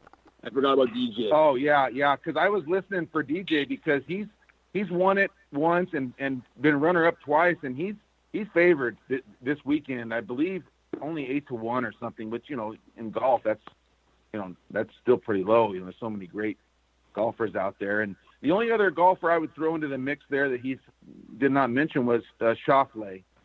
I think he could be sitting on a really good. So why are you so high on Shockley? You every week you talk about Shockley, and this guy. Well, I think he's sitting. He's playing with the big boys now. He wins when the big boys don't play. But the big boys are playing now. Steve, but I'm trying to get some value, and see, I'm not going to take Dustin Johnson at 8-1. I'm trying to get some value, and he's a guy I think that could upset the field. That's what I'm looking for in these type of wagers. What about Adam Scott? He's finished in the top 12 there 2 of the last 3 years. That could be a really good pick there, Mike, because he would be a guy that's just on the outside of the top couple guys. You're looking at DJ, and then you're looking at no way. Here's the problem, Bobby. DJ lives out here. His family, he's tied to the Gretzky family, which lives in Thousand Oaks, which or where that is, right. And the Sherwood Country Club. So he's got family out here. His girlfriend, I don't think they're even married. I think they're just he's a baby. She's a baby mama, and a smoking hot one too. But I think he's going to be so distracted he can't win in L.A. Tiger, he's got relatives. Tiger's from this area out here. I don't think can win out here. I think you need somebody. Tiger, I saw at 20-1. Yeah, Tiger's the tournament host.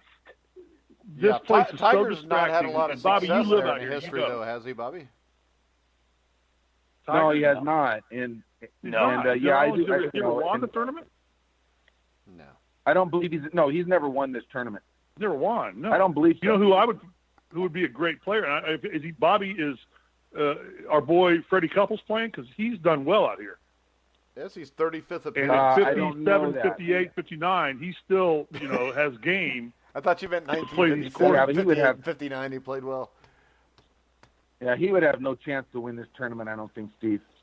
No. Okay. Well, yeah. But, the bad back.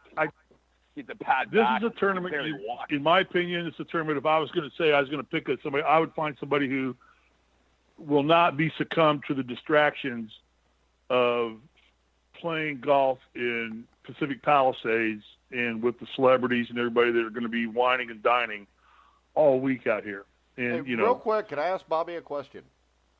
Because yes, I don't sure. know a whole lot about betting on golf, but is this something where there's so many here? Can you actually bet the field, and which is everybody that's not in the top 10 or 15? Yeah, you can do that in NASCAR and in PGA and these tournaments. And the field doesn't cash very often. It's once in a blue moon, but they'll come up with a number, and it's not a good bet because the number they give you value-wise is what are never going to pay what the true odds should be. Oh, normally you might get like 18-1 or something on the rest of the field, and the rest of the field basically has no shot. So if it's like horse racing, can we go ahead and bet one of them? Can we bet the field to show, though?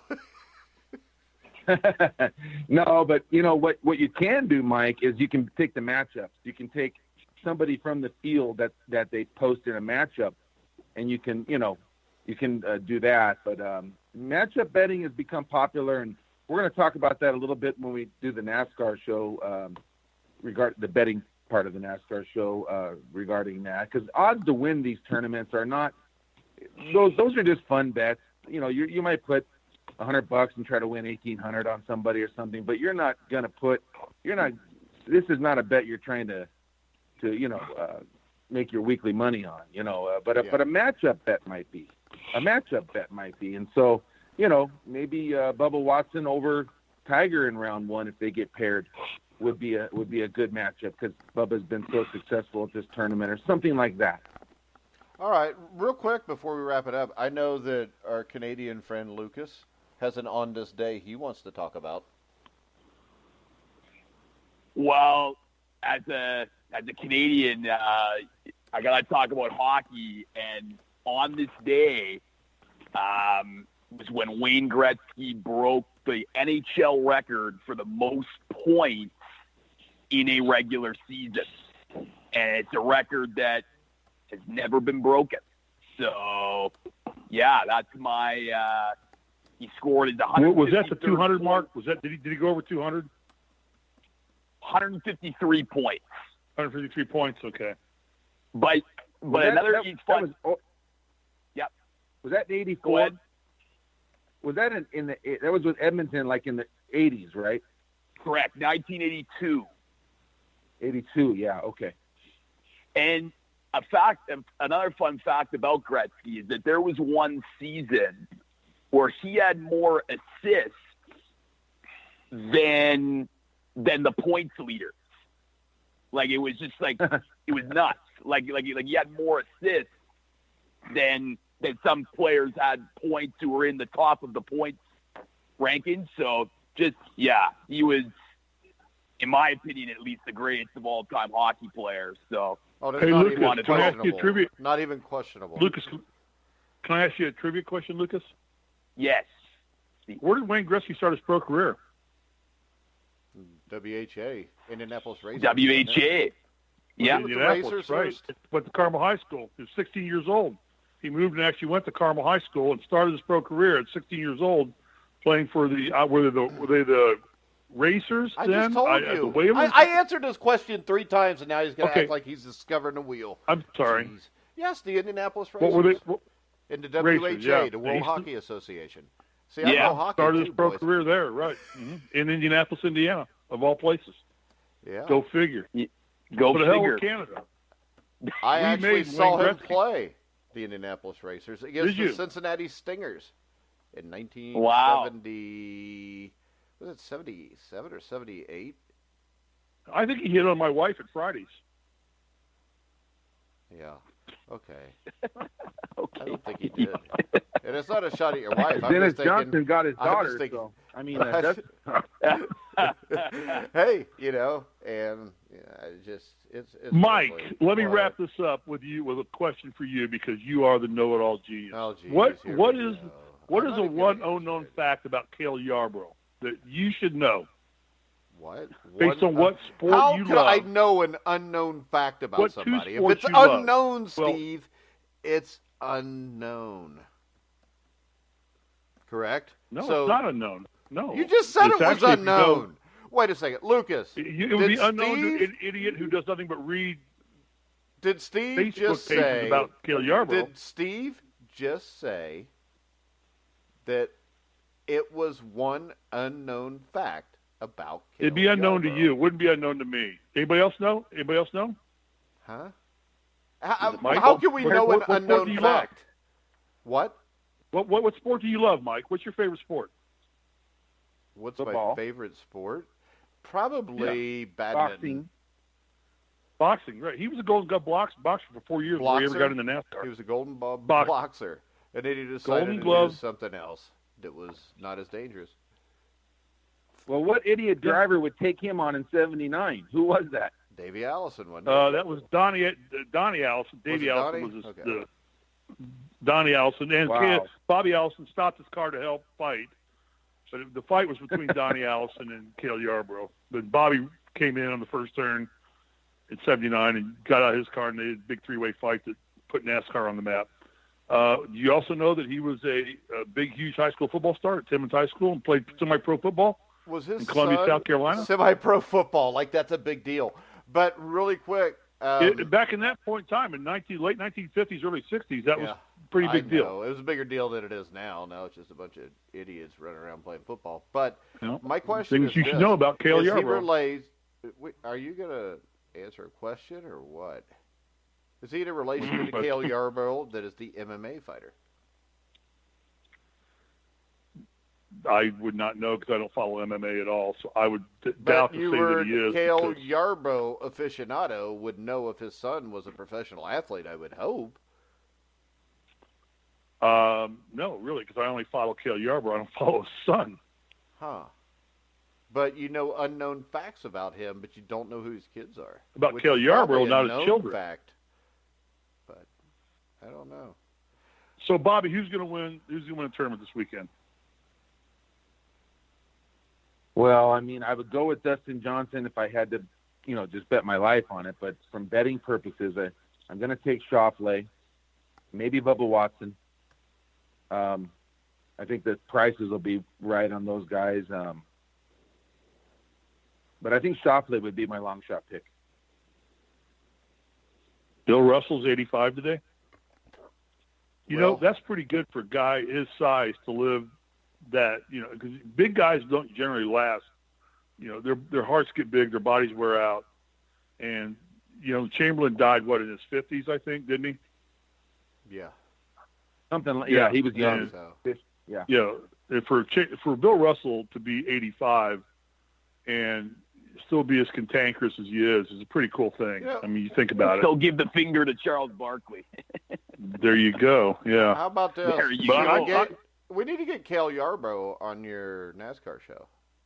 I thought about that. I'll bet he's gettable too. We're going to work on that. I'll bet anybody is gettable if you know who to get through to get him. Those guys like Cale Yarborough love to spin yarn, and I tell you what, I would have a ball spinning yarn with Cale Yarborough. That would be an honor. But Bobby, in your on this day thing, I think the real tribute is to Steve Sable, who, and talk about Steve Sable, what he made a difference to the NFL. The creator of NFL films. Oh yeah, I mean, it was 2013 when they honored him on this day. Is that correct? Yeah. Yeah. That's what you have written down here. But I mean, I don't know. Well, he's in the Hall of Fame. I just thought it was significant. He's in the Hall of Fame. Mike, is Steve Sable in the Hall of Fame? I think he is. I think they did put him in right before he passed away.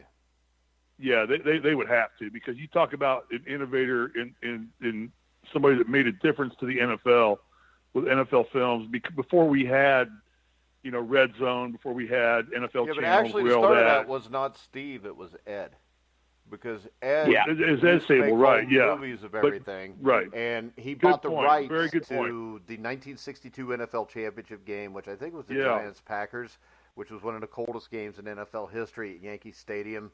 The company eventually grew into being what it is now. And the thing about it is, I think the Sables in NFL films are what has allowed the NFL to basically overtake Major League Baseball, the NBA, all of those, because the cinematography you get, where even phenomenal. If you look back in the late 60s, early 70s, you see the breath coming out of Bart Starr's mouth while, he's getting ready to take that final snap. You can hear what Vince Lombardi said on the sideline. And the shots you get, especially in the 60s and 70s, where you'll just see they'll show a guy's hands bloodied and beaten. I mean, it tells a story beyond the game, and that's what NFL films did, because without NFL films, you would just have the game. I mean, you wouldn't have the sound bites. You wouldn't know what goes on in the huddle. You wouldn't feel like you know these players, because when they're on the field, their helmets are on. You don't even see their face. But the NFL films gives you raw emotion, and that's what has sold the NFL, is the raw emotion of the players.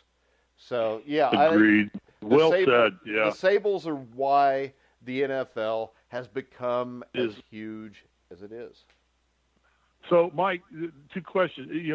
One statement. What I remember most about the NFL films was you could read the writing on the football. Yeah, on as a deep it was being pass, spiraled even. through the air. Yeah, on a pass, you could read the Wilson and the NFL logo. They slow mo. Yeah, the slow motion was the key to all of it. But you could literally watch the ball spin and read the logo and you could see the commissioner and the Duke and everything that was on that football, whatever was on that ball. You could watch it as it spun through the air, and how the ability to capture that. And I think that those guys trained a cameraman how to do it. And I think golf's picked up on it now, when you can follow a golf ball, when you can follow a baseball being jacked out of a park. I think that Sable and NFL Films created that culture and did all that work. Mike, who was the voice? John who was Facenda. the voice on NFL Films? John Facenda. Who was it? John Facenda. Was it John? That guy was phenomenal. It was John Facenda, and then Harry alive? Callis after that. Then it went to hell after that. Did it? Because the original voice on NFL Films was he could read you the phone book, and you would be mesmerized. It's kind of like Lukas Weese's voice when he tries to be Kareem Hunt. It's just mesmerizing.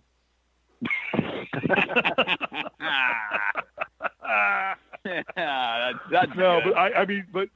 but that was an era when you didn't have everything you have access to now. But they were such NFL Films under Sables were so much innovators. And you're right, Mike. It's a great comment that they pretty much a large percentage of the NFL success today on the television market is due to the Sables. And did they still own NFL Films? Does the Sables family still own NFL Films, or I have no clue. Has it kind of been taken over by the NFL now? I have no clue. I know their family will live well forever because of it, but but you talk about sports legacy, and NFL Films and the Sables are some of the most unheralded. Well, they're heralded, but you don't know that it's them. You just know what you see was just so great every time you watched it. And it brought the human factor into the game. And they didn't need instant replay to do it. So let's open up that can of worms as we get off the air. What can of worms did we open? Did I miss something there? The instant replay. We're still trying to figure out if Kareem Hunt should be signed by the Cleveland Browns. Well, I have some breaking news. I just got word that Antonio Brown has formally made it clear to the Steelers that he wants to be traded. Oh, you weren't paying attention to our show, were you? Look, we talked about that an hour and a half ago. Anthony broke that like an hour ago. Anthony broke that story an hour and a half ago. Come on, dude. You're on Canadian time now, buddy. Jiminy Christmas. Hey, but this is the thing. Is Trevor Harris coming to the Toronto Argonauts? I heard it was between them and Edmonton for him. I want him to come to Toronto. You do? All right. Well, if he does, we'll hook you up. I don't follow the CFL. I got to be honest with you. I do not follow the CFL. You should, because I could hook you up with Trevor Harris's phone number. I could care less about the CFL. You're Bobby. Stupid, but you like golf. Yes, sir. Bobby. Yes, sir. If I wanted to go tonight and put $100 down on some sport event, that I might get $200 to be able to take my wife out to Valentine's Day dinner. What should I bet on tonight? What's my sure bet that I'm going to be able to take my wife out? What's your Valentine's Day special? Valentine's Day special would be between San Antonio or Marquette. I love both of those. Well, games, no, you got to pick one. You can't give me options. If I would pick just one, I would say Marquette. That would be the If Valentine's I go Day put $100 special. down on Marquette right now, which it's the 13th. What's it? 12th? Today's the 12th, isn't it? Well, you got to figure. It's going to take a while to collect your money. You got to put the bet in and collect your money. I mean, So you got to kind of make the bet today, Mike. Valentine's Day is a made-up holiday. There is no Cupid, Steve. All right, Lucas, you want to say any final Mike words? And we want to tell Lucas, my wife's right birthday. here. You saying I don't have to buy my wife a Valentine's Day present? I don't have to buy her a dozen roses. We don't buy each other stuff I'm sorry. We figure it's Say a thank you, holiday. thank you, Mike. Say thank you, Mike, Tia. Thanks, Mike. There you go. Tia. No flowers, nothing. Now Steve can pay his enormous cable bill because all he does is watch TV. Lucas, any final words for the listeners? And happy birthday, Lucas. Yeah, happy birthday, Lucas. That's the cool thing. And I was the first one to wish guys. him happy birthday on here. Go ahead. Lucas, are you engaged Yeah. yet? Lucas, are you engaged yet? Lucas, are you engaged yet? No, I'm not. What are you waiting on? Just, I don't know. Find the right time. Buy her some alcohol, Lucas. Go ahead. Final thoughts. Anyway, well, yeah, I mean, we're heading into some great times in sports right now. I mean, the NFL season ended, but we got NBA, college basketball, March Madness in a month. It's gonna be a fun time, and then Daytona 500. So it's a fun time, and of course the golf season ramping up too. So it's a fun time in sports. It and never ATP slows down. And ATP and catchers and pitchers reporting, Bobby, to spring training. So, man, it's all good stuff. And tomorrow we will be talking baseball with Sarah Uren from the APC agency. And, of course, Bobby Sheridan will be on after that. Bobby, you want to tell everybody where they can find you? Yeah, find me on Twitter at Sheridan Report. And you can go on the website at thesheridanreport.com. And I'm just happy to, be able to help out the listeners. And hopefully we can provide some winners consistently, and appreciate being on the air with you guys. All right, Lucas, you want to tell everybody where they can find you? At Weese, WEESE Sports on Twitter. Mr. Risley, any final words? Yeah, I'm taking the Valentine's Day special. I'm expecting to take my wife out to a nice restaurant, and I'm betting $100 on Marquette tonight. I'm going to find some way to bet. I don't bet. I'm going to find some way to make this bet. I'm betting $100 on Marquette tonight. If you want, I could send you a link for my bookie, and actually the website gets paid when you put money into an account there. Well, let's do that. If the website gets paid, let's give them a percentage of it. There you go. And I'm sure Bobby will get some cut of it too. But I'm going to bet I don't think on my Bobby's bookie pick wants tonight. anything. My bookie just wants your money. I'm betting on Bobby's Valentine's Day pick. I'm taking Marquette tonight, and I'm going to hopefully take my either we're going to eat TV dinners and watch Celebrity Big Brother, or we're going out to dinner at a decent restaurant in the Valley. All right. Not Beverly Hills. $200 isn't going to get me in Beverly Hills. All right. You better start making your reservations now for you and Tia, because Marquette's going to win tonight. There you go. I'm making the bet as soon as we hang up. All right. We're going to go ahead and wrap this monstrosity that we call a show up. I want to thank Lucas for coming on, Anthony, Bobby, of course. Make sure you check out the Sheridan Report. He knows what he's talking about. You can check out our Boxing Legends interview with the first ever Cruiserweight champion and also the first Native American world champion, Marvin Camel. Make sure you check that out tonight. Me and Jeremiah will be back with Veins Martirosian. He was supposed to be on last night, had something pop up. He called last night after the show.